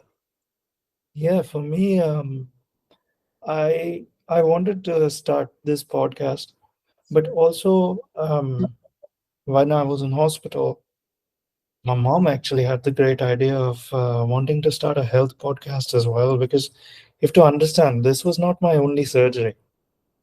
Oh, okay. Okay, in my life, I've had close to 12. Jesus, bro. So with every single surgery, it's been for a different problem. And my mom actually had the great idea of wanting to start a health podcast where, it would be about my health journey, but with issues that a lot of people might be suffering from, where they might not know or have the means of, visiting a doctor who specializes in that. So Is your if mom? it's, huh? No, Is your no, mom? she's not a doctor, but the reason I'm alive is because of her. Fair enough. But she she had said that, but I wanted this to take off first, because I mean, in my head, this was the one that I was more passionate about, because I mean, at the end of the day, this is what makes me happy. The health podcast also I will do, but that will end up being a lot of solo episodes, because it'll be me talking about all the experiences I've had. Because I mean, I've had a lot of different issues in the past, and then this hip just added to it. So yeah, that I will also do, but I want this to be like the one happy place that I have before I delve into that, because that is quite deep. I have to do all the research. I have to talk about it in a way that can engage an audience solo, Yeah. and solo is not easy. If Not it's easy. if it's with a guest, it is, but solo having that attention span, and I'm a very spontaneous person. Yeah. I can spontaneously combust also. So, like, I mean, for you, okay, getting you on the podcast also was a very spontaneous decision. I'm I glad. For me, I didn't know who my next guest would be because, like, I wanted to get so many people. I wanted to get Vin. I wanted to get Sandy from that. Even Grace. Yeah, but getting her is a nightmare because she got to festivals all the time. So I'm like, when are you coming? We need to sit down. And then the Afterburner guys reached out to me and they're like, we know you interviewed Paul. Now it's time for all of us to sit. And I was like, okay. And then afterwards, Jeff from Abysmality also reached out to me. He's like, you want to learn vocals? I was like, I don't mind doing that. But at the end of the day, you need to sit down and give me time as well. He's like, yeah, no problem. Because uh, he and I actually got talking, and he has this vision to have a completely local rural death metal and slam festival. Because Vinod does his thing called Summer Slam, yeah, which doesn't have any slam. But there are a lot of people who are quite interested in slam and brutal death metal who want to have their own small scene. So he and I were talking about it, and I was like, if you want to set it up, I can market it because I'm a sales engineer. I understand sales well, so I can definitely pitch your your thing to a lot of people. And Yeah. yeah, but it's a big undertaking. We'll definitely talk about it In the future. for sure. Because I mean, I love my gutturals, and like even your lows made me very happy. So I was like, okay. Predator and Project 2023 are mostly South's lows. My lows were okay, man. But yeah, I can do lows, yes. I mean, you know, in one Darko song, I heard Landon Tour's lows. Uh huh. You know Landon Tour, right? Plotting you, Yeah. bro. His lows were like, you can do this too. I'm, yeah, man. I think I'm never been a Screams person as such. Screams, I like the energy, I like the passion, but too cleans for me. I just, Of course. it comes down to subjectivity and, where you come from as a whole, I guess. Speaking of which, I want to end on this. Okay. What is your opinion of Sleep Token? Um, Avant-garde, experimental. Hmm. Uh, they're doing something. See, I've been a Sleep Token fan for the last three albums. I haven't been a fan only since the latest album. So Yeah, I've I've been Token, I yeah. I've listened to them since the EPs. No. For me, it's been the albums only, three main albums. But here's the thing. For me, Sleep Token, I think they're fucking brilliant, dude. These guys may not be. I still consider them as experimental metal or experimental prog rock to a certain extent. I wouldn't put them on the same level as say Bring Me the Horizon and say experimental, but but they bring variety and they bring uh, diversity to their own music in a way that no one else has. And release schedule And what? and release schedules. And For the first record, you remember the release schedule, right? One single every 2 weeks. yeah, yeah. That's something they've done. I think Sleep Tokens nailed the algorithm more than most bands have. Sleep Token has been a very extremely analytical band in the background to a point where they've understood human psychology and their psychology behind wanting instant gratification like that. So even when they released their latest album, the third album, the first two tracks dropped at a week's difference. The Yes. second two tracks dropped at a day's difference. But zero marketing, by the way. Zero marketing. They just drop, drop, drop, drop, drop, drop. It And um, it all started with the poster, no, and the symbols, because a lot of people started decoding the symbols. yeah, yeah. And I feel like Sleep Token as a band is following a mix of Ghost when it comes to setting a storyline and place, setting the lore, building the cult. I feel like what they're doing is what Ghost does with the storyline and what black metal does with building a cult. So they're building, they're a mix of two cultures and a very avant-garde experimental pop rock, pop metal mix with vocals and I don't understand, dude. It's mixing three, four things that work separately, but somehow work together only with these guys. And his vocals, his Yeah. His vocals sound like somebody that has peanut butter stuck on top of his mouth. And as a vocalist, I can tell you that I've tried sticking peanut butter on top of my voice. You can try it yourself. Put peanut butter and put it on top of your tongue, you and you know will. you know you know why that sounds familiar. I've heard so many vocal coaches say the same thing while they're reacting to him. Oh, okay, cool. It sounds like his upper nasal part of the voice is completely just locked out, and all he has is like central throat and nasal, which is ridiculous, bro. It feels like somebody's just put a stone in his mouth, you know. No, but Uh, but but like his screams have elevated so much now in the last record. not the one screaming. What? He's not the one screaming. Who's screaming then? Four? Guitarist. Oh shit! I thought the whole time he was screaming. No, no, no. He's not the one screaming. Whoops. It's okay. Don't worry about it. Okay. No, but I want to see how he does screams like that with freaking mask on. Apparently, he doesn't. So that makes more sense. I have a friend of mine. He's in the UK now. Even he has his own metal band.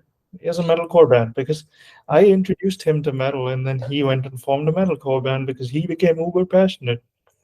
And his band is releasing singles and things. But since they're in the UK, they played a few festivals with Sleep Token, Oh, nice.